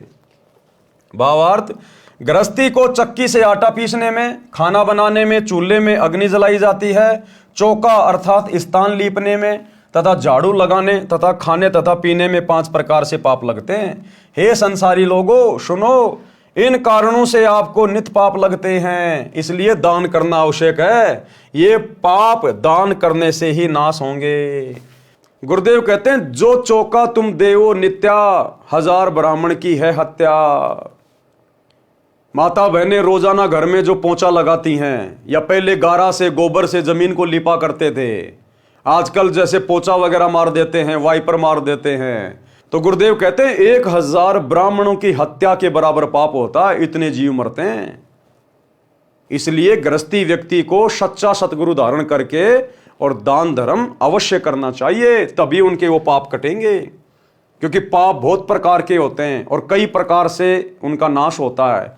कुछ पाप ऐसे होते हैं जो सत्संग सुनने से नष्ट हो जाते हैं, कुछ पाप गुरुदेव ने ऐसे बताए जो सुमरण करने से नष्ट होंगे, कुछ पाप जो है वो गुरुदेव के दर्शन करने से, कुछ उनके आशीर्वाद से, और कुछ आपके तीनों समय की आरती से, कुछ सत्संग सुनने से, और कुछ पाप ऐसे होते हैं जो केवल दान धर्म करने से ही नष्ट होते हैं। इसलिए दान करना आवश्यक है, लेकिन भाइयों और बहनों ध्यान रखना है भावनाओं में बह के नहीं, किसी कुपात्र को नहीं, अपने किसी भगत भाई को नहीं, केवल अपने गुरुदेव को, क्योंकि सुपात्र गुरुदेव हैं। वर्तमान में हमारे गुरुदेव हिसार जेल में बैठे हुए हैं, तो हमने संकल्प कर लेना है अपने घर पे ज्योति का, पाठ का, दान का संकल्प कर लो। पैसा अपने पास में रखो, जब गुरुदेव आए उसी समय उनके हाथ में दो, किसी कुपात्र के हाथ में नहीं देने हमने भावनाओं में बह के। ये परमात्मा है, परम साधु है, और कहते साधु भूखा भाव का, धन का भूखा नहीं, जो कोई धन का भूखा वो साधु भी नहीं। इसलिए गुरुदेव की गैर हाजिरी में यदि गुरुदेव ने किसी को अधिकारी नियुक्त नहीं कर रखा है दान धर्म लेने के लिए, तो आपने किसी भी कुपात्र के हाथ में, चाहे उनका बेटा हो, चाहे बेटी हो, चाहे कोऑर्डिनेटर हो, चाहे कोई भी हो, कोई कितना डराए, कितना धमकाए, कितना पीड़ा पर्चा निकाले, कुछ भी कहे, हमने अपने कर्म नहीं फोड़ने। ये हमारी दृढ़ता की परीक्षा ले रहा है परमात्मा वर्तमान में। कबीर कछु कटे सत्संग ते, कछु नाम के जाप, कछु संत के दर्शते, कछु दान प्रताप।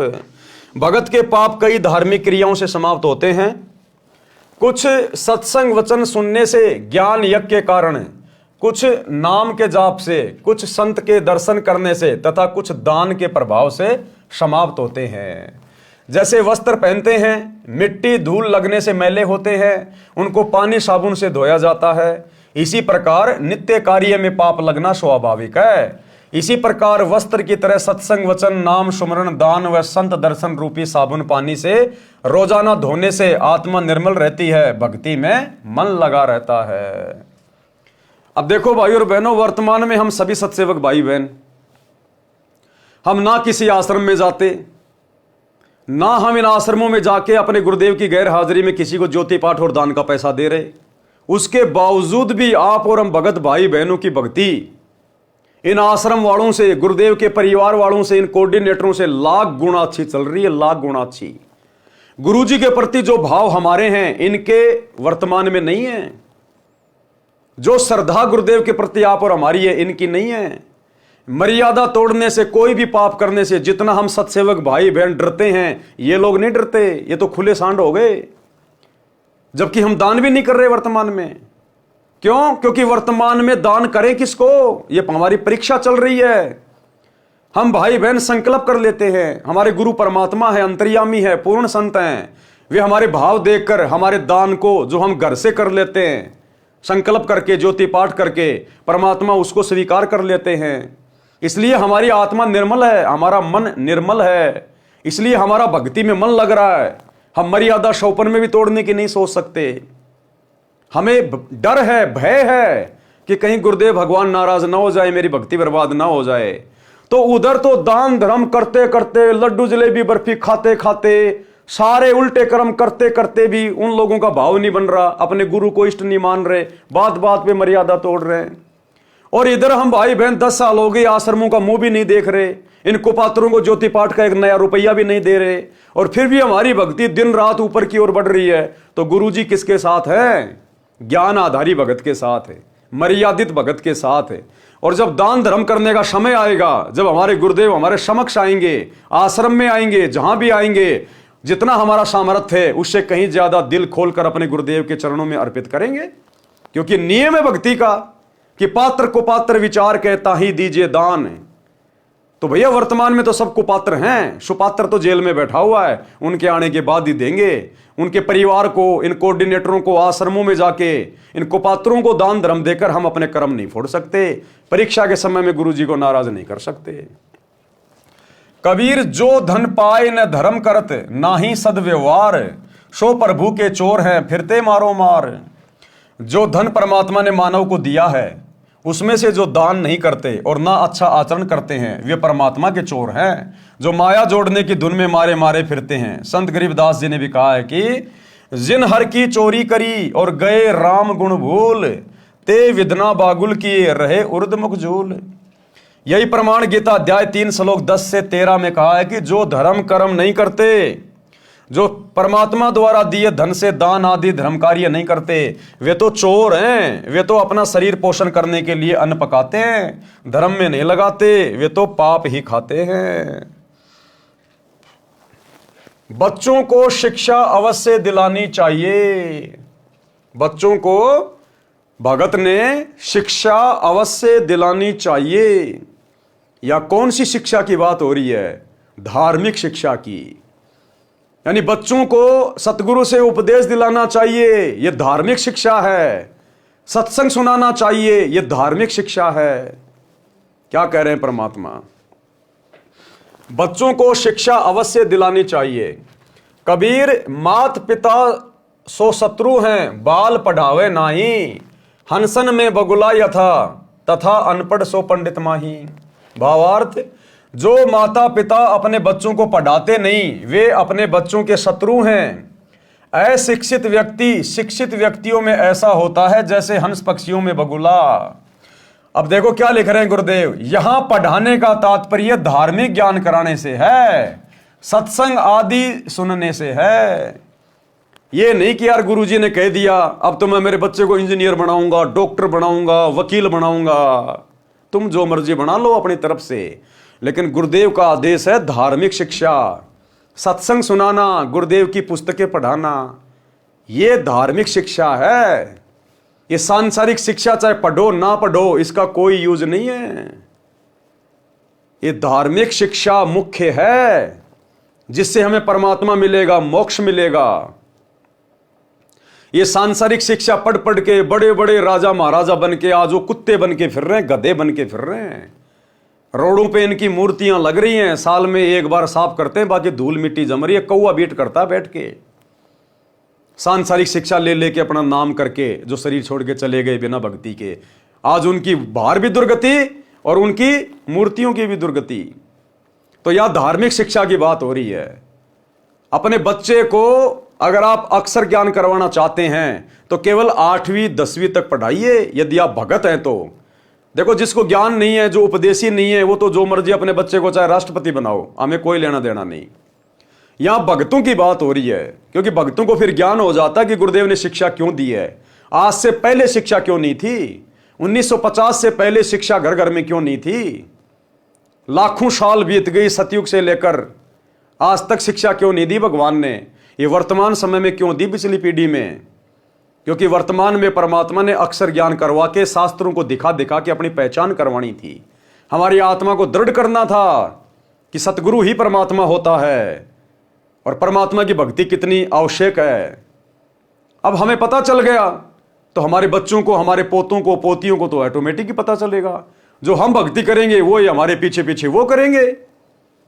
अरे भैया, हम छोटे छोटे बचपन में थे, हम कौन सा ब्रह्मा विष्णु महेश से मिलके आए थे? हम कौन सा स्वर्ग देख के आए हैं? हमारी क्या रिश्तेदारी है ब्रह्मा विष्णु महेश से? हमारे घर में हमारे बाप दादा, हमारे रिश्तेदार जो भक्ति कर रहे थे, देखा देखी हम भी करने लग गए। हमने कौन सी रामायण पढ़ी थी, कौन सी गीता पढ़ी थी? घर वालों को देख के उनको भगवान मान लिया। तो ऐसे ही आने वाले समय में हमारे बच्चे, हमारी जो नस्लें होंगी, वो हमारे को देख के भक्ति करेंगी। तो हम यदि सही रास्ते पे लग गई तो बच्चे तो ऑटोमेटिक लग जाएंगे। तो अपने बच्चों को केवल बेसिक शिक्षा दीजिए, सांसारिक शिक्षा, लिखाई पढ़ाई केवल बेसिक 8वीं 10वीं करवाइए, इससे ज्यादा ना करवाइए। अगर आप भगत होकर अपने बच्चे को नौकरी के लिए पढ़ा रहे हैं तो आपसे बड़ा मंदबुद्धि भगत दुनिया में कोई दूसरा नहीं है। यदि किसी व्यक्ति को आध्यात्मिक ज्ञान नहीं है तो वह शुभ अशुभ कर्मों को नहीं जान पाता, जिस कारण से वह पाप करता रहता है, शराब पीता है, मांस खाता है, चोरी ठगी करता है। और जो सत्संग सुनते हैं उनको संपूर्ण कर्मों का तथा अध्यात्म का ज्ञान हो जाता है। वह कभी पाप नहीं करता। वह हंस पक्षी जैसा है जो सरोवर से केवल मोती खाता है, यानी केवल शुभ कर्म ही करता है। जीव जंतु मछली आदि आदि नहीं खाता। इसके विपरीत अध्यात्म ज्ञानहीन व्यक्ति बुगले पक्षी जैसा स्वभाव का होता है। बुगला पक्षी मछली, कीड़े मकोड़े आदि आदि जल के जंतु खाता है। शरीर के दोनों हंस पक्षी तथा बगुला पक्षी एक जैसे आकार तथा सफेद रंग के होते हैं। शरीर से तो भगत भी वैसा और जगत वाला भी ऐसा, लेकिन उसके कर्मों में अंतर होता है रात दिन का। जिस प्रकार बगुला और हंस पक्षी दोनों दिखने में एक जैसे लगते हैं, लेकिन जब वो खाते हैं तब पता चलता है उनकी खुराक क्या है। तो इंसान तो सब एक जैसी हैं, चाहे कोई भक्ति करो ना करो, लेकिन उनके कर्मों से पता चलता कि कौन भगत है और कौन अभगत है। उनको देखकर नहीं पहचाना जा सकता, उनके कर्मों से पता चलता है। इसी प्रकार तत्व ज्ञान युक्त व्यक्ति शुभ कर्मों से तथा तत्व ज्ञानहीन व्यक्ति अशुभ कर्मों से पहचाना जाता है। तो आज सतगुरुदेव की संगत में जो दो पार्ट हो चुके हैं, सतसेवक वर्सेज सतलोक आश्रम मैनेजमेंट, आज इनके कुकर्मों से पहचान हो रही है कि संत रामपाल जी के असली भगत कौन है और नकली दिखावटी भगत कौन है। तो हम सतसेवक भैया शुभ कर्म करते हैं, और शुभ कर्म वो हैं जो हमारे गुरुदेव ने भक्ति पर करने के लिए बता दिए। पांचू यज्ञ ये शुभ कर्म है, मर्यादा ये शुभ कर्म है। ये गंदी राजनीति, स्टेडियम बनाना, आरक्षणों में जाना, गुंडों की सीबीआई जांच, जाटों की धर्मशाला, स्टेडियम बनाना, आश्रम में हॉस्पिटल बनाना, आश्रम पे आश्रम खोलना, दुनिया भर के आश्रम में पाखंड करना, राजनेताओं के तलवे चाटना, रैलियों में धक्के खाना, ये भक्ति मार्ग में शुभ कर्म नहीं है, ये तो कर्म फोड़ने वाले अशुभ कर्म है। कबीर पहले अपने धर्म को भली भांति सिखलाए, अन्य धर्म की सीख सुन भटकी बाल बुद्धि जाए। यानी अपने बच्चों को अपने धर्म कर्म के विषय में, भक्ति मार्ग के विषय में अच्छे से शिक्षा देनी चाहिए।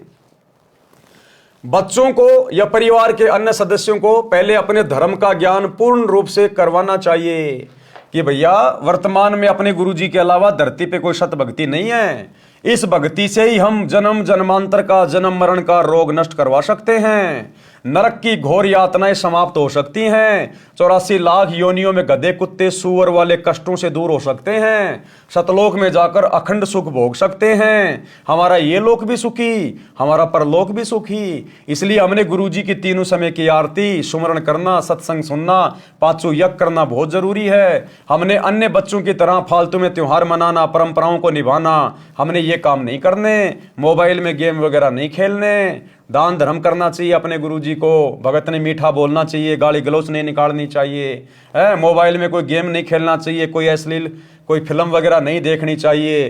तो हमने इस प्रकार से घर के सदस्यों को और अपने बच्चों को सबसे पहले अपने धर्म कर्म के बारे में विशेष तौर पर जानकारी देनी चाहिए, शिक्षा देनी चाहिए।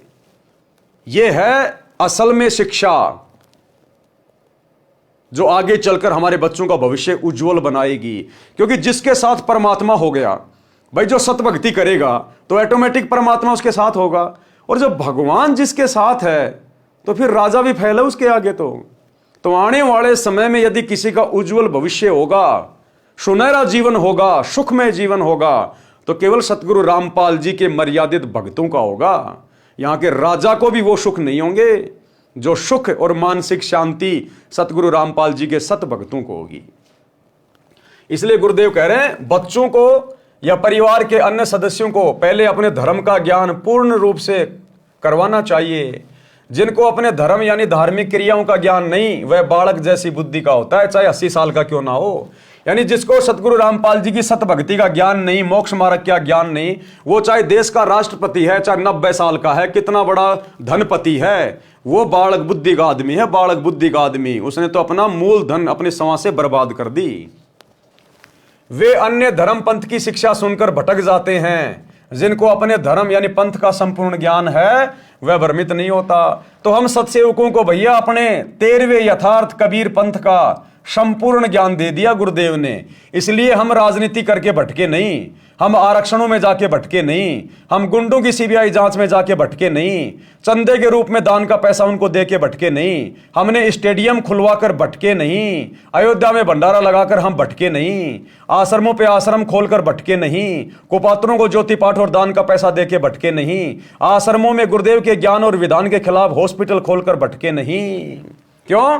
क्योंकि हमें गुरुदेव ने धर्म और कर्म का और पंथ का संपूर्ण ज्ञान दे दिया और हमने समझ लिया। इसलिए हम काल के जाल में नहीं फंसे, गुरुदेव के परिवार के चंगुल में नहीं फंसे, हम कोऑर्डिनेटरों के दबाव में नहीं आए, हम लोकलाज में नहीं आए, हमने मर्यादा नहीं तोड़ी, क्योंकि हमारे को अपने धर्म का और पंथ का पूरा ज्ञान गुरुदेव ने दे दिया। जिनको अपने धर्म यानी पंथ का संपूर्ण ज्ञान है वह भ्रमित नहीं होता। धर्म बोध पृष्ठ 182 का सारांश। कबीर, जो कछु धन का लाभ हो शुद्ध कमाई कीन, ता धन के 10वें अंश को अपने गुरु को दीन। 10वां अंश गुरु को दीजिए, अपना जन्म सफल कर लीजिए। भावार्थ, शुद्ध नेक कमाई से जो लाभ होता है उसका 10वां भाग अपने गुरुदेव को दान करना चाहिए। यानी अपनी आमदनी का, आप चाहे नौकरी करते हैं, चाहे मजदूरी करते हैं, चाहे आप खेती बाड़ी करते हैं, अपनी आमदनी का, कौन सी आमदनी? जो आपने नेक तरीके से कमाई है। अब सतगुरु का भगत होगा, जिसको ज्ञान होगा, वो छल कपट तो करेगा नहीं, धोखाधड़ी तो करेगा नहीं। तो जो भी धंधा करेगा ईमानदारी से करेगा, और भक्ति करेगा और ईमानदारी से धंधा करेगा तो परमात्मा उसको सहयोग देगा। तो उस कमाई का 10% भाग अपने गुरुजी के चरणों में समर्पित करना चाहिए। यदि आप रोजाना 100 रुपए कमा रहे हैं, यदि आप रोजाना 100 रुपए कमा रहे हैं, यानी आपको लाभ हो रहा है 100 रुपए का, तो आपने उसका 10वां हिस्सा यानी 100 में से 10 रुपए आपने अपने गुरुजी को दान करने चाहिए। जब भी आप अपने गुरुदेव के पास आश्रम में जाओ, अपने गुरुदेव को उस समय दान करना चाहिए। यानी जो भी धंधा आप कर रहे हैं और उसका जो लाभ होता है, आपका खर्चा पिर्चा काट के जो शुद्ध जो कमाई होती है, उस कमाई के 10वें हिस्से की बात हो रही है। ऐसा नहीं कि आप जी सुबह 1000 रुपए की सब्जी लेके गए और आप जी 500 रुपए उसमें से कमा के और आप जी अपने घर पे जो है 1500 रुपए ले आए, तो आपने जो है वो 1500 रुपए में से 10वां अंश नहीं निकालना, क्योंकि 1000 तो आपके पास थे पहले। आपने उससे कमाया कितना? 1000 रुपए से 500 रुपए, तो 500 रुपए का 10% यानी आपकी जो कमाई है, आपका जो प्रॉफिट है, आपका जो लाभ है, मूलधन को छोड़ के आपका जो लाभ है, उसका 10वां अंश आपने गुरुदेव के चरणों में देना है। यदि आपने खेती बाड़ी की है, आपके घर पर 20 क्विंटल अनाज हो गया, अब अपना सारा खर्चा पिर्चा काट के और आपको जो कमाई हुई है उसका 10% अपने गुरु को दीजिए। आप नौकरी करते हैं, आपकी 20,000 रुपए की सैलरी है, लाख रुपए की सैलरी है, वो आपका प्रॉफिट ही प्रॉफिट है, उसमें कोई मूलधन नहीं है। तो आपने लाख रुपए में से 10वां अंश 10,000 रुपए निकाल कर गुरुदेव को देने चाहिए। इस प्रकार से अपनी आमदनी का, नेक कमाई का, अपने प्रॉफिट का 10वां अंश अपने गुरुदेव को दान करना चाहिए।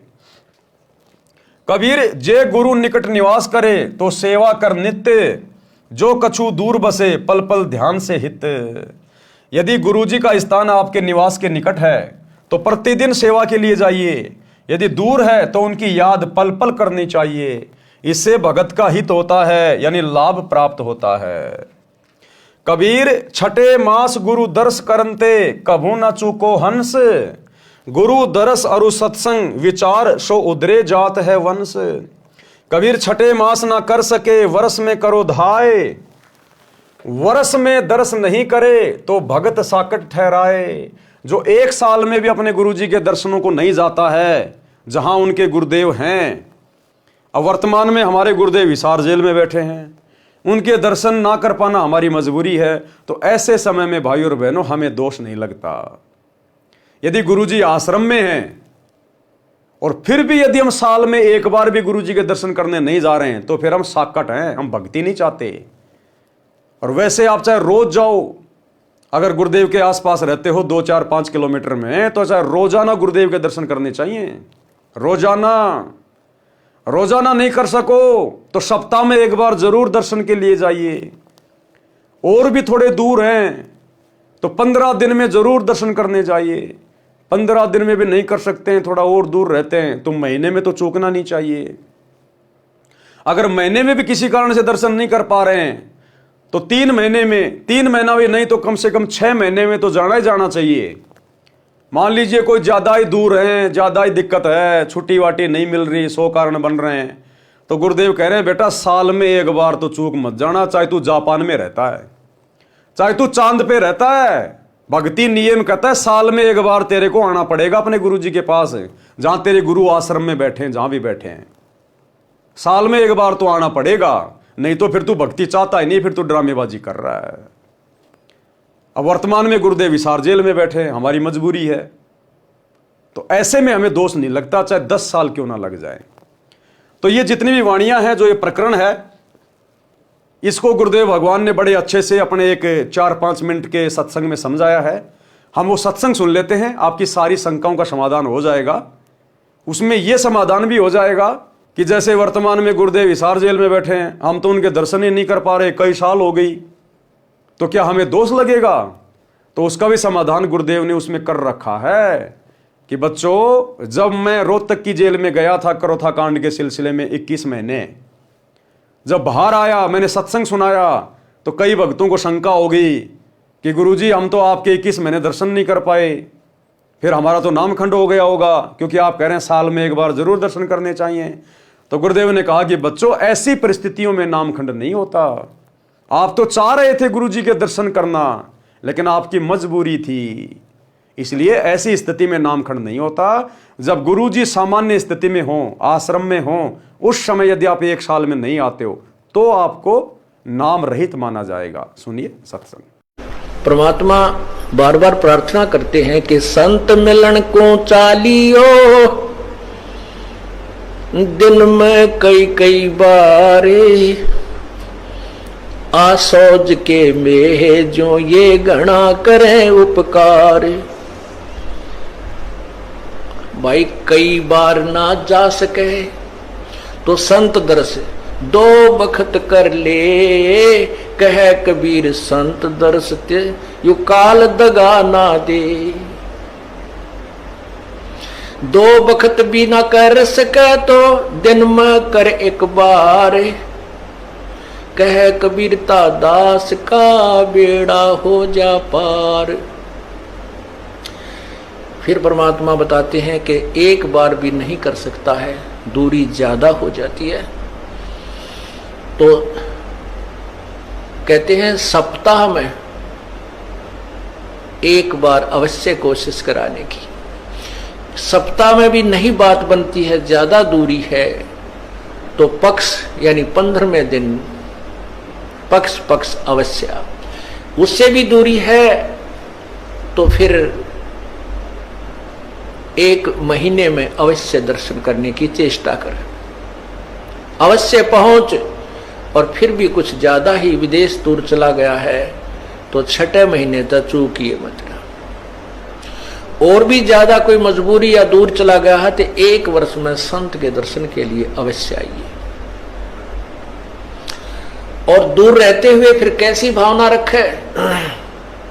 लाख कोस जो गुरु बसे और शेष समुद्रा तीर, एक पलक भूले नहीं जो गुण हो शरीर।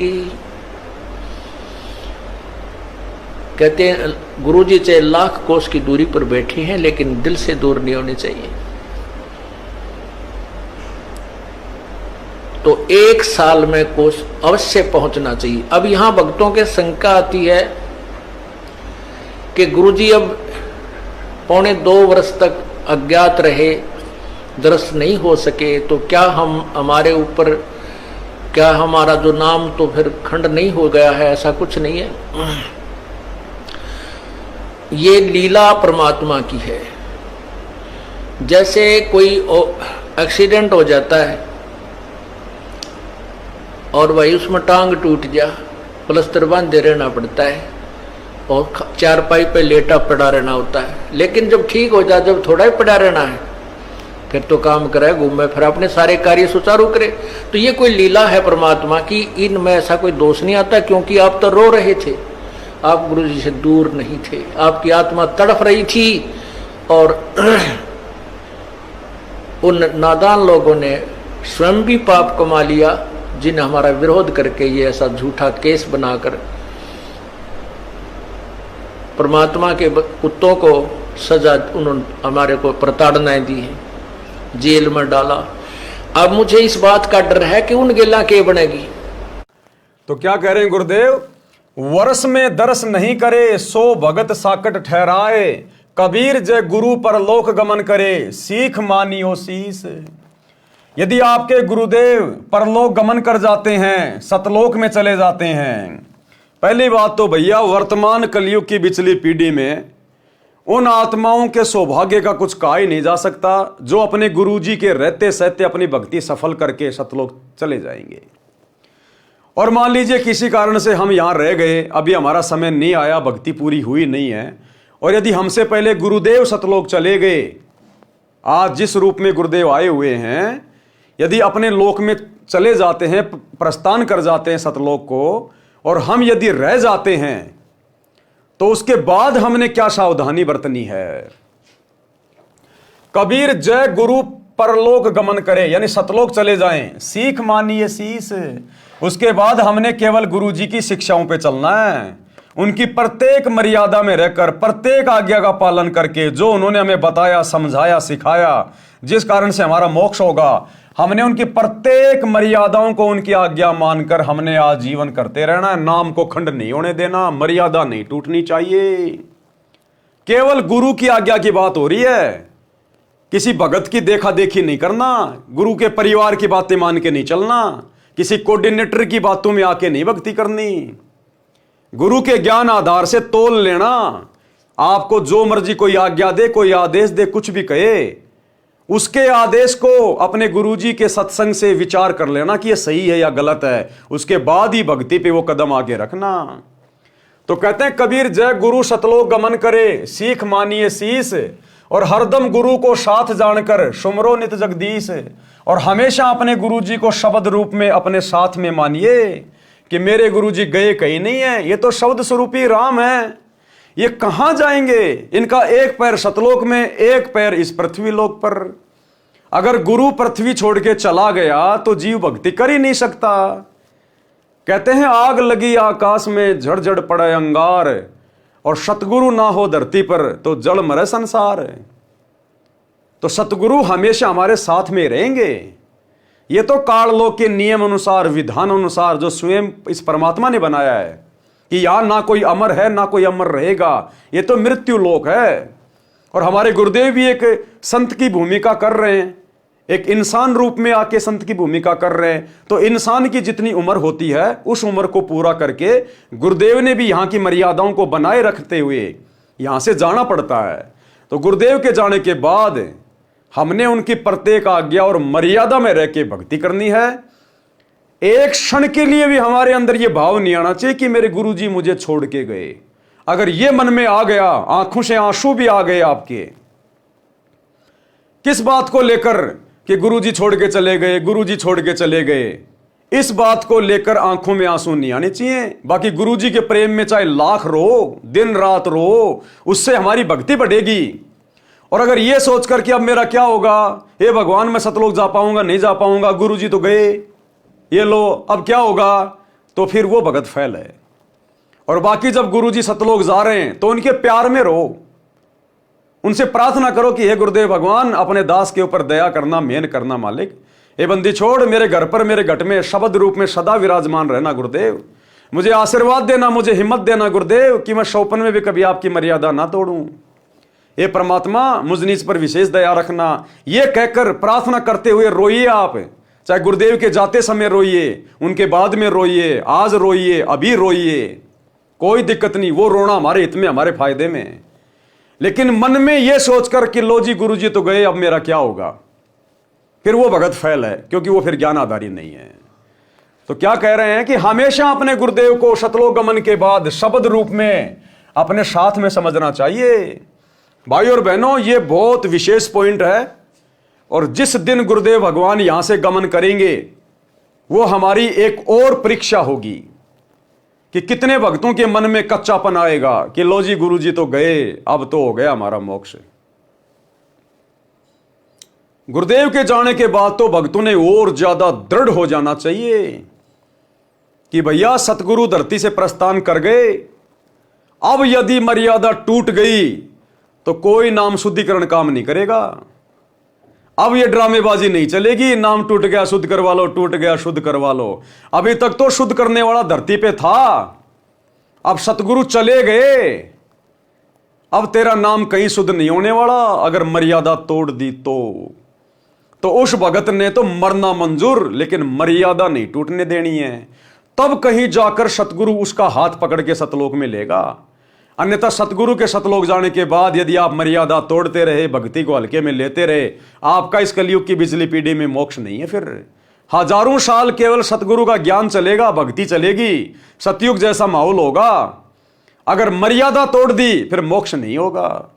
इसलिए सतगुरु के सतलोक गमन के बाद तो भगत ने चौतरफा सावधान होकर भक्ति करनी चाहिए और सदा शब्द रूप में गुरु जी को अपने साथ में मानना चाहिए कि मेरे गुरु कहीं नहीं गए, मेरे गुरु मेरे साथ शब्द रूप में।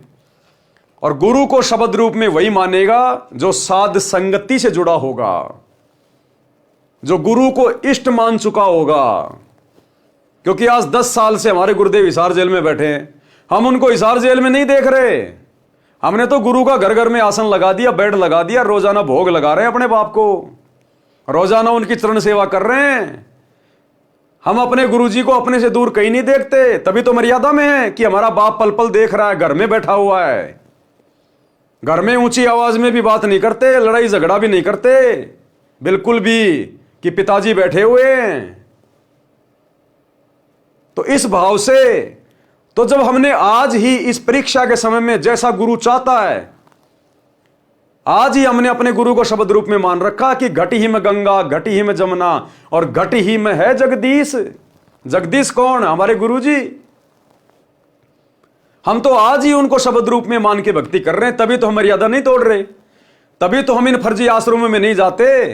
आज गुरु जी की गैर हाजिरी में किसी कुपात्र को ज्योति पाठ और दान का पैसा नहीं देते, राजनेताओं की रैलियों में धक्के नहीं खा रहे, गुंडों की सीबीआई जांच का समर्थन नहीं कर रहे, हम किसी की धर्मशाला नहीं बनवा रहे, लड्डू जलेबी बर्फी के चक्कर में आश्रमों में अपने पैर तोड़ने नहीं जाते हम गुरु की गैर हाजिरी में। क्यों? क्योंकि हमें विश्वास है कि गुरु तो मेरे घर पे बैठा है, फिर मैं कहां धक्के खाऊं। अरे मेरा घर आश्रम है, जिसका घर शमशान घाट है वो जाओ उन फर्जी आश्रमों में, जिनका गुरु शब्द रूप में घर नहीं बैठा है वो जाओ उन आश्रमों में, ये सोचकर कि गुरु जी को तो आश्रम में बांध रखा है, वही जाके मिलेंगे गुरु जी। तो हमने तो आज ही गुरु जी को शब्द रूप में मानकर अपने आध्यात्मिक क्रियाएं शुरू कर रखी हैं। इसलिए गुरुदेव के सतलोक गमन के बाद हम सत्सेवकों पे कोई फर्क नहीं पड़ेगा, चाहे गुरु जी सतलोक में रहो चाहे धरती पे रहो। हमें तो पता है कि हमारा बाप शब्द स्वरूपी राम है। अरे हम आज अपने गुरु जी को हाड़मास का थोड़ी मान रहे हैं, हम तो शब्द रूप में मान रहे हैं, तभी तो हम उनका सतगुरु प्रकट दिवस मना रहे हैं। हम गुरु जी का जन्मदिन नहीं मनाते, गुरु के अलावा किसी और को परमात्मा मान के, उस कागज के कबीर को, नकली कबीर को, जून के महीने में कबीर प्रकट दिवस नहीं मनाते। प्रकट केवल एक ही होता है और वो वर्तमान में हो चुका है, सतगुरु रामपाल जी। तो हम तो अपने गुरु जी का प्रकट दिवस मना रहे हैं, हम तो शब्द रूप में मान रहे हैं। गरीब ऐसा सतगुरु हम मिल्या, तेज पुंज के अंग, झिलमिल नूर जहूर है, नर रूप श्वेत रंग। तो हम आज कहां मान रहे हैं कि हमारे गुरु जी हाड़मास में है? हम तो आज भी उनको शब्द स्वरूपी मान रहे हैं। हम तो रोज नित्य नियम कर रहे हैं कि हमारे गुरु जी का शरीर है नहीं, ये दिखाई देने वाला शरीर हाड़मास का नहीं है, नूरी है, तेज पुंज का है। तभी तो हम उनका प्रकट दिवस मना रहे हैं, क्योंकि जो प्रकट होता है उसका हाड़मास का शरीर नहीं होता। जो अपने गुरु को मां के गर्भ से जन्म लिया हुआ मानेगा वो सतगुरु का कभी प्रकट दिवस नहीं मनाएगा। तो हम सत्सेवक तो सतगुरु का 8 सितंबर के दिन प्रकट दिवस मनाते हैं, उनको प्रकट हुआ जानकर। तो प्रकट कौन होगा? जो शब्द स्वरूपी होगा। तो हमने तो आज ही गुरु जी को घर में शब्द स्वरूपी मान के विराजमान कर लिया, अपने घर में और घट में। तो हमें तो टेंशन होगी नहीं। हमारे लिए तो चाहे गुरु जी रोज आओ, हमें टेंशन ही नहीं है। हम गुरु जी को जेल में नहीं देख रहे, हम गुरु जी को अपने घर पे देख रहे हैं। और पल पल हमारा गुरु हमारे साथ में, पल पल। अगर हमारे साथ में गुरु ना हो, इस रजोगुण से दूर होना ब्रह्मा विष्णु महेश की बस की बात नहीं। ये जवान सत्सेवक कहां से हो जाएंगे? आपस में भाई बहन के रिश्ते कायम हो गए पति और पत्नी में, ये सतगुरु की उपस्थिति के बिना नहीं हो सकता। मर्यादाओं के लिए इस कदर संघर्ष करना सतगुरु की विशेष उपस्थिति और आशीर्वाद के बिना नहीं होता। तो सतगुरु जेल में नहीं बैठा, सतगुरु तो हमारे घरों पे बैठा है। तो साध संगति से जुड़े हुए जो भाई बहन होंगे वो अंत में धोखा नहीं खाएंगे, जब गुरुदेव यहां से लीलामय रूप से जाएंगे अपने लोक को, सतलोक को।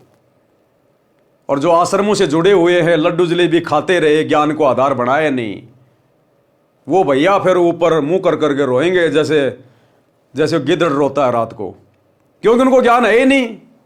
उन्होंने कभी गुरु को भगवान मान के भक्ति की नहीं, उन्होंने गुरु को हाड़मास के शरीर में माना। तो उनकी फिर ये पतली हालत हो जाएगी उस समय। तो कहते हैं सतगुरु के सतलोक गमन के बाद उनको शब्द रूप में सदा अपने पास रखना चाहिए, मानना चाहिए। हरदम गुरु को साथ जानकर सुमरो नित जगदीश, यानी रोजाना अपनी 3 समय की आरती, सत्संग सुनना, सुमरण करना, 5 यज्ञ करना अपना जारी रखें। कबीर गुरु मरा मत जानियो, वस्त्र त्याग्या स्थूल, कि भगत ने अपने गुरुजी को मरा हुआ नहीं समझना चाहिए। अगर अपने गुरु को मरा हुआ जान लिया तो भगत जन्म मरण में रहेगा, क्योंकि हम तो अविनाशी की भक्ति करके अविनाशी पद को प्राप्त करेंगे। और जन्म मरण वाले सतगुरु को यदि हमने ये मान लिया कि हमारे गुरुजी का तो जन्म हुआ है, हमारा गुरुजी तो मर गया, हम जिंदगी में कभी जन्म मरण से दूर नहीं हो सकते। तो गुरु को अविनाशी भी केवल सत्सेवकों ने माना है कि ना सतगुरु जननी जने और जाके माना बाप, पिंड ब्रह्मंड से रहित है ना वहां तीनों ताप। तो कहते हैं गुरु को मरा मत जानिए, वस्त्र त्याग्या स्थूल, और सूक्ष्म देही गमन करी खिला अमर वह फूल। कबीर सतलोक में बैठकर गुरु निरखे तो है, गुरु तजना और मानियो अध्यात्म हानि होए। कि भैया सतलोक गमन करने के बाद सतलोक में बैठा बैठा तेरा गुरु तुझे पल पल देख रहा है। क्या कह रहे हैं कबीर, सतलोक में बैठकर गुरु निरखे तो है। अगर गुरु एक जीव है, गुरु अगर उस कबीर का भेजा हुआ दास है, तो सतलोक में जाकर बैठकर हमारे को क्या देखेगा? वो क्या देखेगा? वहां से तो परमात्मा देखता है, कबीर भगवान देखता है, सतगुरु क्या देखेगा अगर एक जीव है तो कहते हैं कबीर सतलोक में बैठकर गुरु निरखे तो है। तो सतलोक में बैठकर पल पल हमारे को देखने वाला जीव नहीं हो सकता, अर्थात हमारा गुरु स्वयं कबीर भगवान है, कबीर परमात्मा है जो सतगुरु रूप में आए हुए हैं। तो कहते हैं तेरा गुरु तुझे पल पल देख रहा होगा। कोई भी भक्ति क्रिया भंग मत कर देना, मन में दोष पैदा मत कर लेना, भक्ति को हल्के में मत ले लेना। तेरा गुरु तुझे पल पल देखेगा, वहां से पल पल। गुरु तज और ना मानियो अध्यात्म हानि होए। गुरु की शिक्षाओं के अलावा किसी और के चक्कर में आके भक्ति बर्बाद मत कर लेना कि लो जी गुरुजी तो सतलोक चले गए, अब तो गुरुजी के बेटा बेटी की माननी पड़ेगी, गुरुजी की पत्नी की माननी पड़ेगी, गुरुजी के भाई की माननी पड़ेगी, और ये भगत तो गुरुजी के साथ रहता था, इस भगत की माननी पड़ेगी। गुरु के अलावा सब जीव के जीव जो गुरुजी आज्ञा दे गए, जो गुरुजी संगत में सार्वजनिक घोषणा करके चले गए कि बच्चों आगे से आपने ये करना है, ऐसा करना है, यदि किसी को उत्तराधिकारी बना के चले गए और सार्वजनिक तौर पर गुरुजी ऐलान करके जाते हैं, तो हमने केवल उसी का अनुसरण करना है।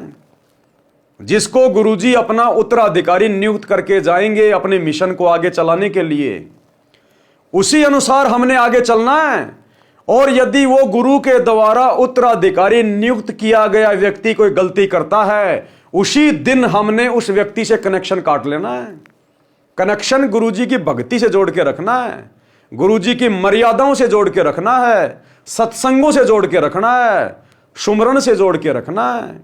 यह नहीं कि गुरुजी अगर किसी को उत्तराधिकारी घोषित कर गए और वो जो मर्जी हमसे कुकर्म कराओ तो हम उसकी हर बात मानेंगे। केवल वही बात मानेंगे, चाहे कोई अधिकारी हो चाहे कोई अधिकारी ना हो। जो भक्ति मार्ग में बातें गुरुजी के ज्ञान और विधान के अनुसार होंगी, सत्संगों के अनुसार होंगी, हम उन्हीं बातों को फॉलो करेंगे, चाहे गुरुजी 20 भक्तों को अधिकारी क्यों ना बना जाएं। एक भी बात यदि उनकी गुरुजी के ज्ञान और विधान के खिलाफ मिली, हम उस बात को हरगिज फॉलो नहीं करेंगे। हमारे लिए अंतिम विधान गुरुजी का सत्संग और गुरुजी की मर्यादा है।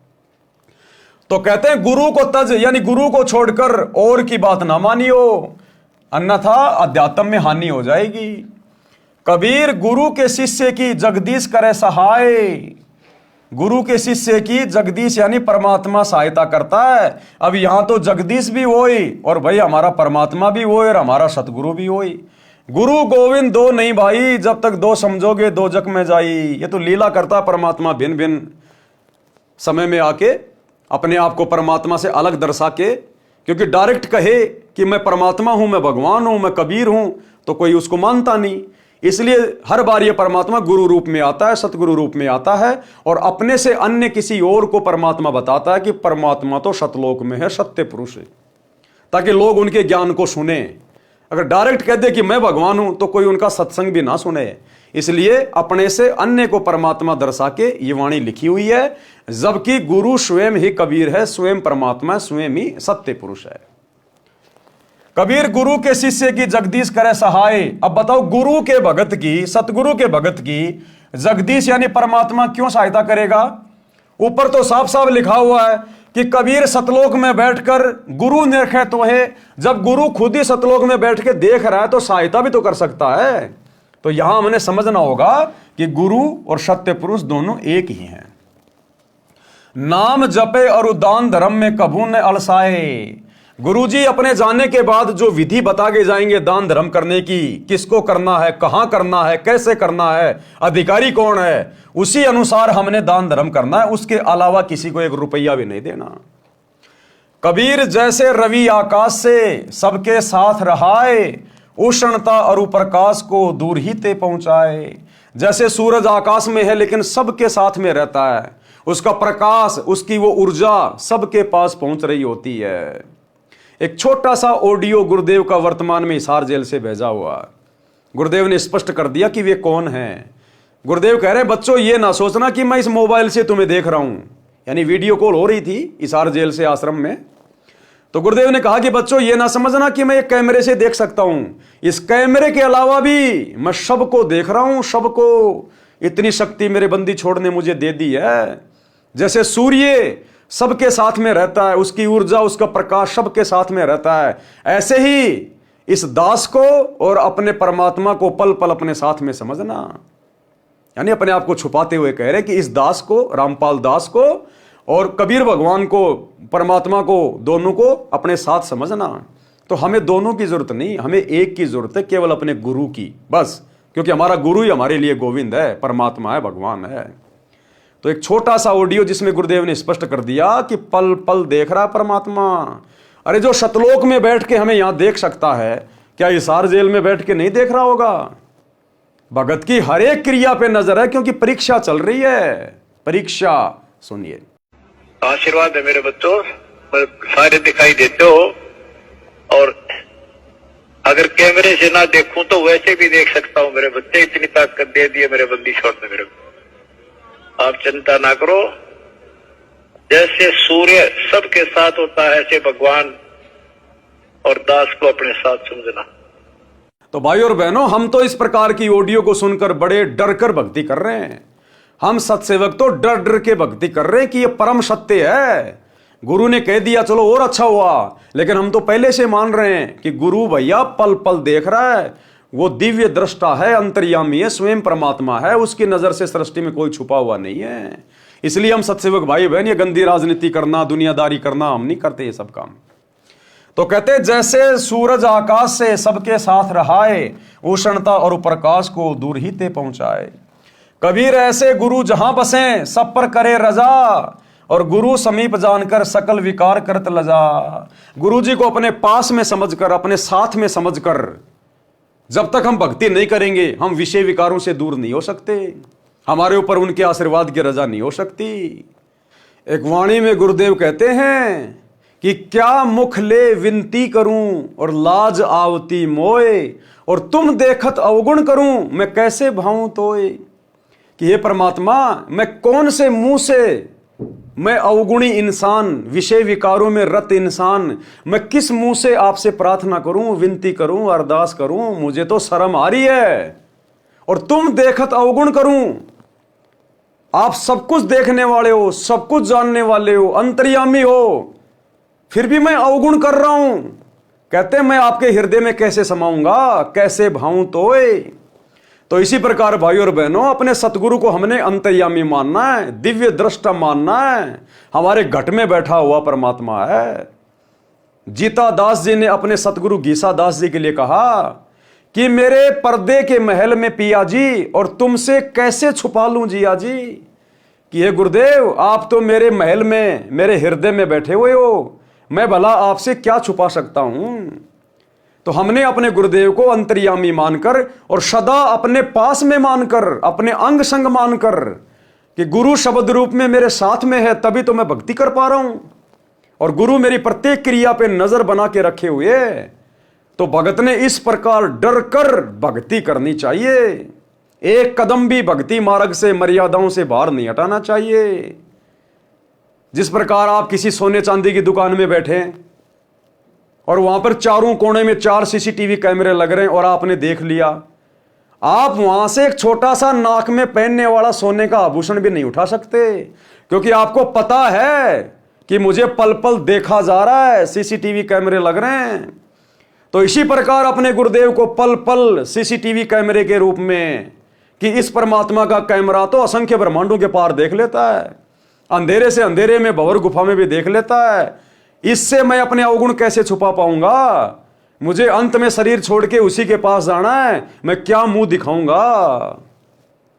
तो कहते हैं क्या मुख ले विनती करूं, लाज आवती मोए, और तुम देखत अवगुण करूं, कैसे भाऊं तोए। तो भाई इस प्रकार से हमने सतगुरु को पल पल अपने साथ मानकर, शब्द रूप में मानकर, हमने विषय विकारों से और गलतियां करने से बचना है। तो कहते हैं गुरु समीप जानकर सकल विकार करत लजा, यानी त्याग दे सारे विषय विकार। भावार्थ, गुरु जी के दर्शन छठे महीने अवश्य करें। सत्संग और गुरु दर्शन से पूरा वंश मुक्त हो जाता है। यदि छठे महीने दर्शन नहीं कर सकता तो वर्ष में बेसब्रा होकर, यानी अति उत्साह के साथ दर्शन करने जाएं। यदि एक वर्ष में गुरु दर्शन नहीं करता है तो वह शिष्य भक्तिहीन माना जाता है। ऊपर आपने वीडियो में सारा सुन लिया गुरुदेव के मुख कमल से। यदि गुरुजी सतलोक चले गए तो उनकी शिक्षा को आधार मानकर, किस बात को आधार मानकर? गुरुजी की शिक्षा को आधार मानकर, ना कि गुरुजी के परिवार को आधार मानकर, ना किसी कोऑर्डिनेटर को आधार मानकर, ना किसी भगत को आधार मानकर, केवल गुरुजी की शिक्षा। और गुरुजी की शिक्षा क्या है? गुरुदेव के सत्संग, गुरुदेव के नियम।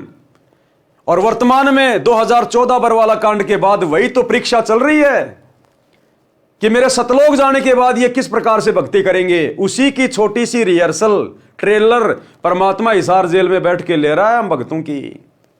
और इस ट्रेलर में, इस रिहर्सल में केवल सत्सेवक भाई बहन सफल हो रहे हैं, बाकी सब ने अपने विकेट गिवा दिए, सब ने अपने डंडे उखड़वा लिए गुरुदेव के परिवार के चक्कर में आकर। क्यों? क्योंकि संगत गुरुजी की शिक्षाओं को आधार बनाकर नहीं चल रही। ये जीने की राह पुस्तक हाथ में ले लेके देश दुनिया में बांटी जा रही है। अगर इस जीने की राह पुस्तक को सतलोक आश्रम वाले, गुरुजी के परिवार वाले अगर ध्यान से बैठकर पूरा पढ़ लेते तो ये कभी भी मार नहीं खाते। लेकिन भाई कहते हैं औरों पंथ बताओ ही, और आपने जाने राह, खुद को पता भी नहीं इस पुस्तक में क्या लिखा हुआ है, और दुनिया को पुस्तकें बांट रहे हैं। खुद भक्ति की राह से भटके हुए हैं, जीने की राह से भटके हुए हैं, और दुनिया को जीने की राह पुस्तक देके भक्ति मार्ग पे लाना चाह रहे हैं।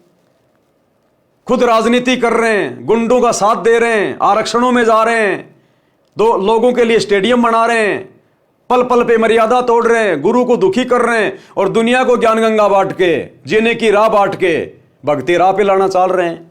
तो ऐसे लोगों के द्वारा बांटी गई पुस्तकों का, ज्ञान का सामने वाले पर पूरा असर नहीं होता। तो ये पुस्तक भाई और बहनों अब परमात्मा ने दया बख्शी कि ऐसे तो इन पुस्तकों को कोई नहीं पढ़ने वाला, सब लातों के भूत बन रहे हैं, देखा देखी में चल रहे हैं, सब भेड़ पूंछ पकड़ रखी है सबने। इसलिए परमात्मा ने दास पे दया की, साथ संगत वाले भाई बहनों पे दया की, और अपनी सभी पुस्तकों पे धीरे धीरे धीरे धीरे वीडियो बनवा रहे हैं। अब इस जीने की राह पुस्तक में लगभग आधे वीडियो बन चुके हैं, 20 वीडियो और बनेंगे। अब पता चल रहा है कि जीने की राह पुस्तक में क्या लिखा हुआ है, ये कितनी महत्वपूर्ण पुस्तक है, कितनी गहरी गहरी शिक्षाएं हैं। और बाकी इसको लेके हाथ में 20 रुपए में जीने की राह, 20 रुपए में जीने की राह, और खुद भक्ति की राह पर 20% भी नहीं चल रहा। तो सतलोक आश्रम से जुड़े भाई बहनों को यह पुस्तक पढ़नी चाहिए। और ऐसे नहीं समझ पाओगे आपने साथ संगति से जुड़ के, और अब जो साथ संगति के माध्यम से इस पुस्तक को पढ़ाया जा रहा है, अब पढ़ो आप, तब आपके समझ में आएंगी ये बातें। और गुरुजी से प्रार्थना करो कि मालिक हमें भी सद्बुद्धि दो सत्सेवकों की तरह, नहीं तो ये वीडियो भी तुम्हें समझ में नहीं आएंगे। तो क्या कह रहे हैं गुरुदेव कि गुरुदेव के सतलोक गमन के बाद उनकी शिक्षाओं को आधार मानकर धर्म कर्म करते रहिए। अपने गुरुदेव को पल पल अपने साथ समझकर परमेश्वर का भजन करो। जो गुरुजी ने दीक्षा मंत्र दिए हैं उनका जाप करते रहो। गुरुजी को मरा नहीं समझें, ये तो स्थूल शरीर त्यागा है। जैसे वस्त्र उतार दिए जाते हैं, शरीर तो सुरक्षित रहता है, इसी प्रकार स्थूल शरीर रूपी वस्त्र त्याग्या है। नूरी शरीर से सतलोक चले गए हैं, वहां पर अमृतत्व प्राप्त कर लिया है। गुरु तो स्वयं अमृतत्व दाता है, वे कहां से अमृतत्व प्राप्त करेंगे? ये हमारी परीक्षा है। कभी भी मत सोच लेना कि हमारे गुरुजी सतलोक गए, हमारे गुरुजी का मोक्ष हो गया।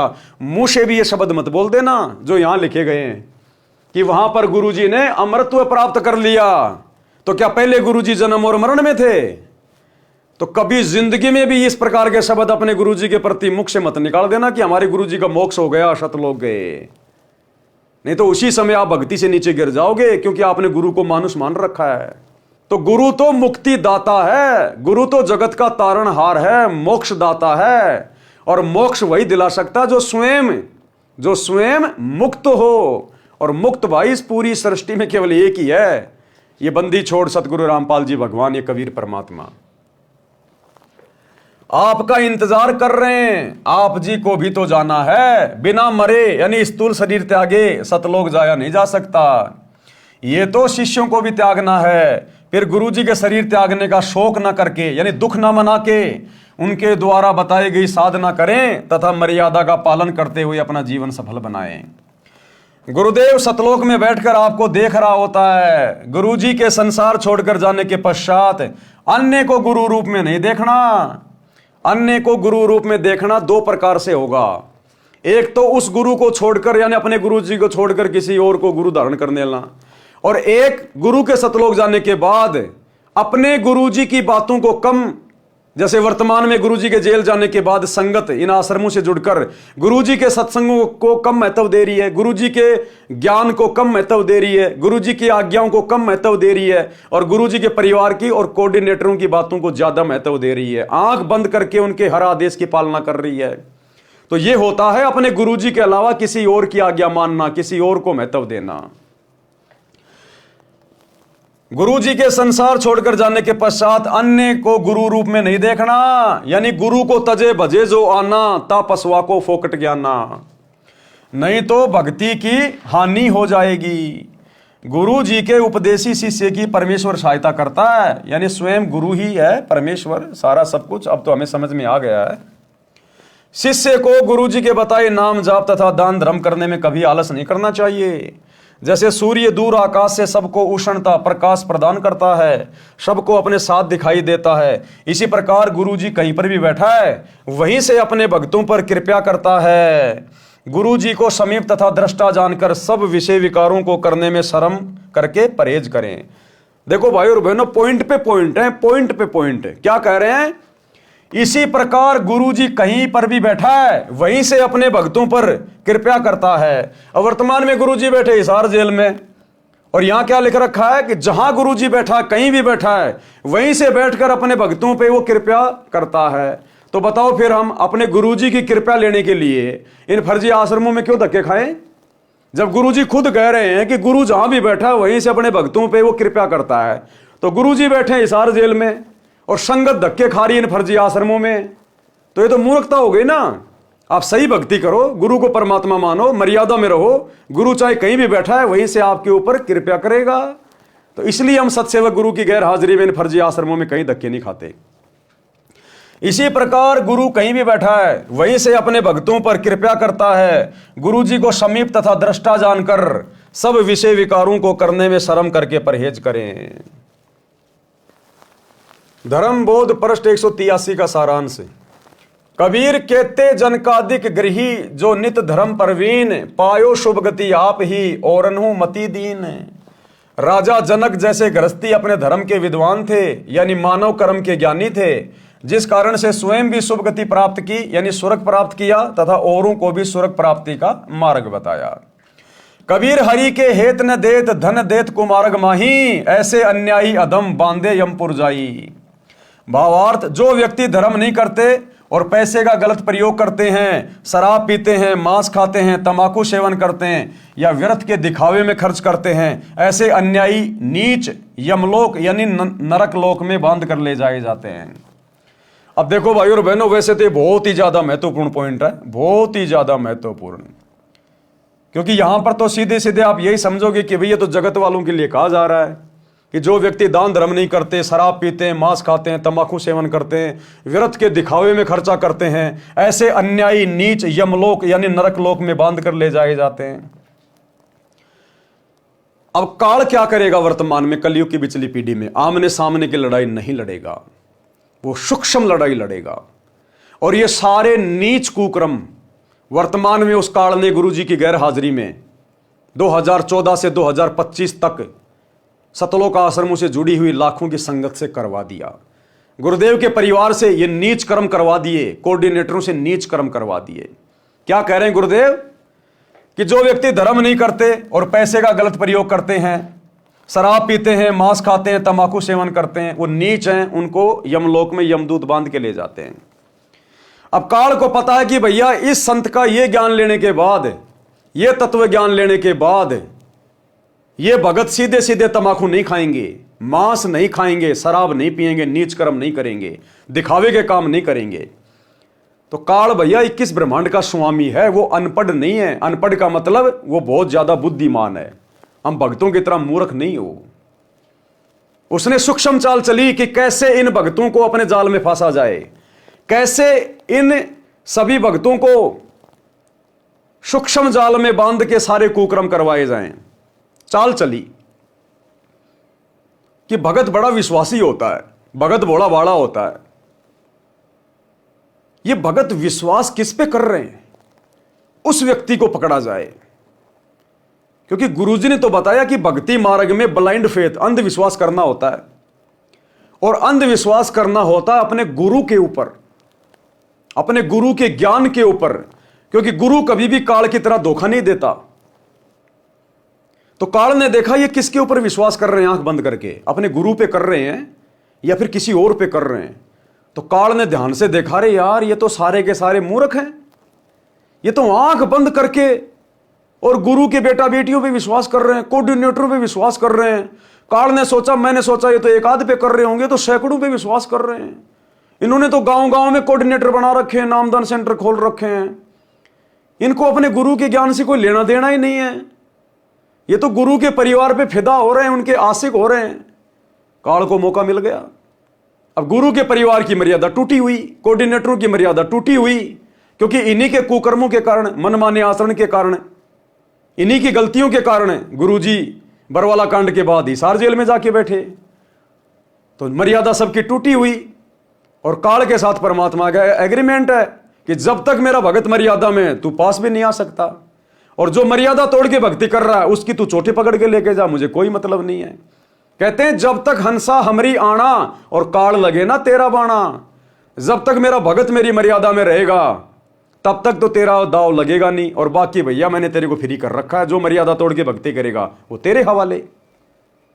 तो काल ने देखा ये लाखों की संगत भेड़ चाल में चल रही है, इनको संत के ज्ञान से, संत की मर्यादाओं से कोई लेना देना नहीं है। ये तो संत के परिवार के पीछे, उनके भाई के पीछे, उनके बेटा बेटी के पीछे, अपने कोऑर्डिनेटरों के पीछे तो ब्लाइंड फेथ कर रहे हैं, अंधे होके चल रहे हैं। गुरु ज्ञान क्या कह रहा है, गुरु मर्यादा क्या कह रही है, गुरु का परिवार क्या कह रहा है, इनको लेना देना ही नहीं। कोई सोच विचार ही नहीं कर रहा, कोई चिंतन मनन ही नहीं है। तो काल ने चोटी पकड़ ली गुरु जी के परिवार की और कोऑर्डिनेटरों की और बैठ गया सिर पे, जैसे राजा परीक्षित के सिर पे उसके मुकुट में बैठ गया। और सारे कुकर्म करवा दिए, नीच कर्म करवा दिए कि ये भगत वैसे शराब नहीं पिएंगे, वैसे नशा नहीं करेंगे, बोतल लेके जाऊंगा दारू नहीं पिएंगे, इनके सामने मुर्गा काटूंगा, बकरा काटूंगा, ये मांस नहीं खाएंगे, अब मैं खिलाऊंगा इनको। सूक्ष्म चाल चली। आया हरियाणा का जाट आरक्षण। काल को पता था ये तो गुरु के परिवार पे विश्वास करते हैं आंख बंद करके, ये तो मूर्ख हैं। गुरु के परिवार के माध्यम से कहलवा दिया, पीला पर्चा निकलवा दिया कि गुरु जी का आदेश है, जबकि गुरु जी का कोई आदेश नहीं जाट आरक्षण में जाने का, ना कोई ऑडियो, ना कोई वीडियो, ना कोई ज्ञान में कोई आदेश कि भाई गुरु जी का आदेश है हरियाणा के जाट आरक्षण में भक्तों ने उनके धरनों पे बैठना है।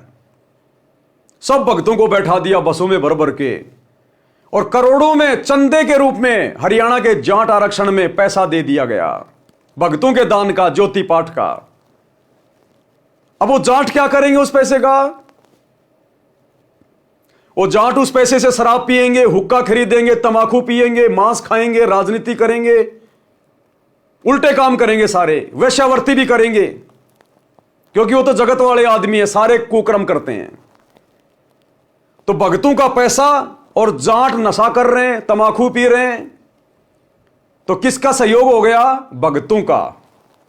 तो चाहे भगत ने नशा कर लिया, तमाकू पी ली, चाहे उन जाटों ने पी ली, चाहे भगत शराब पी रहे हैं, चाहे वो जाट शराब पी रहे हैं, बराबर बात है। क्योंकि जाट उन्हीं पैसों से शराब पिएगा जो चंदे के रूप में दिए गए हैं। भगतों का पैसा, तो जाट शराब पियो, बियर पियो, दोष बराबर का उन भगतों को भी लगेगा। जाट मांस खाएंगे, राजनीति करेंगे, उल्टे काम करेंगे, उस पैसे से बराबर के दोषी भगत भी बन रहे हैं, क्योंकि भक्तों के सहयोग से सारा काम हो रहा है। क्योंकि गुरु ने तो कहा था कि पात्र को पात्र पहचान के ताही दीजिए दान, कि सुपात्र को दान देना चाहिए। भक्तों ने दे दिया कुपात्रों को, गुरु के परिवार को। गुरु के परिवार ने वो पैसा आगे अपने भाईचारे में लुटा दिया। अब भाईचारा शराब पी रहा है, तमाकू पी रहा है, मांस खा रहा है, राजनीति कर रहा है, उल्टे काम कर रहा है। सहयोग किसका? संगत का। तो काल ने सबको शराब पिला दी, सबको मांस खिला दिया, सबको तमाकू पिला दी। और दिखावा क्या लिख रहे हैं गुरुदेव? जो व्यर्थ के दिखावे में खर्च करते हैं। अब जाटों की धर्मशाला 1 करोड़ रुपए में बनवाई जा रही है, गुरुजी के दोनों लड़के बनवा रहे हैं। व्यर्थ का दिखावा है। क्या मतलब है 5वां फ्लोर बनाने का? क्या मतलब है उस जाट धर्मशाला का भक्तों के द्वारा 5वां फ्लोर बनवाना?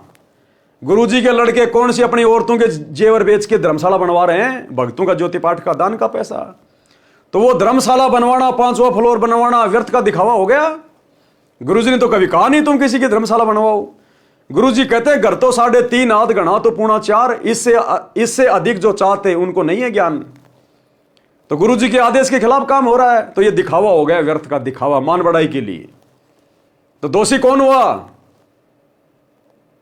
जो पैसा देके सहयोग कर रहे हैं, संगत बराबर की दोषी। तो ये सारे पॉइंट वर्तमान में सतगुरु की संगत के ऊपर लागू हैं। और अंत में इस संगत को यम के दूत गर्दन पकड़ के इन नीच कर्मों के कारण यमलोक में लेके जाएंगे। ये सतगुरु है, कोई ऐरा गहरा संत नहीं है। 30 साल से परमार्थ के लिए इतना संघर्ष कर रहा है। इस दिन के लिए कर रहा था क्या कि 30 साल तक ज्ञान देने के बाद भी मेरे भगत यही नीच कर्म करें, ऐसे ही अपनी मर्यादा तोड़ें, ऐसे ही अपने गुरु जी को काल के सामने लज्जित करें? क्या इसलिए गुरु ने ज्ञान दिया? क्या इसलिए गुरु संघर्ष कर रहा है? क्या इसलिए गुरु ने पुस्तकें लिखी अपना अनमोल समय निकाल के? तो ये संगत सारे कुकर्म कर रही है, सारे कुकर्म परिणाम भोगने पड़ेंगे। क्या कह रहे हैं गुरुदेव? जो व्यक्ति धर्म नहीं करते और पैसे का गलत प्रयोग करते हैं, यहां तो धर्म के नाम पे पैसा लिया जा रहा है गुरुजी के परिवार के द्वारा, और उस पैसे का फिर गलत प्रयोग किया जा रहा है। शराब पीते हैं, मांस खाते हैं, तमाकू सेवन करते हैं, या व्यर्थ के दिखावे में खर्च करते हैं, ऐसे अन्यायी नीच यमलोक यानी नरक लोक में बांध कर ले जाए जाते हैं। भगत व्यवहार कैसा हो, यानी भगत का व्यवहार कैसा होना चाहिए, भगत का आचार विचार व्यवहार कैसा होना चाहिए, बोलचाल कैसी होनी चाहिए, भगत का उठना बैठना देखना निगाह दृष्टि कैसी होनी चाहिए। तो इस विषय में भाइयों और बहनों हम कल रात्रि 8 बजे गुरुदेव के आशीर्वाद से आगे बढ़ेंगे। आज के वीडियो में हम केवल यही समाप्त करेंगे। कल रात्रि 8 बजे सभी भाई बहन फिर से लाइव जुड़िए। तब तक गुरुदेव भगवान हम सबको आज्ञा दें, इजाजत दें, सद्बुद्धि दें, आशीर्वाद दें। बंदी छोड़ सतगुरु रामपाल जी भगवान की जय हो।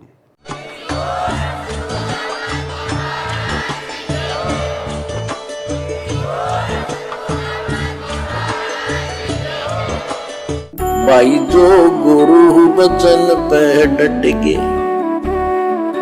कट गे फंद 84 के, कट गे फंद 84 के, कट गे फंद 84 के। भाई जो गुरु बचन पे डट गे, कट गे फंद 84 के, कट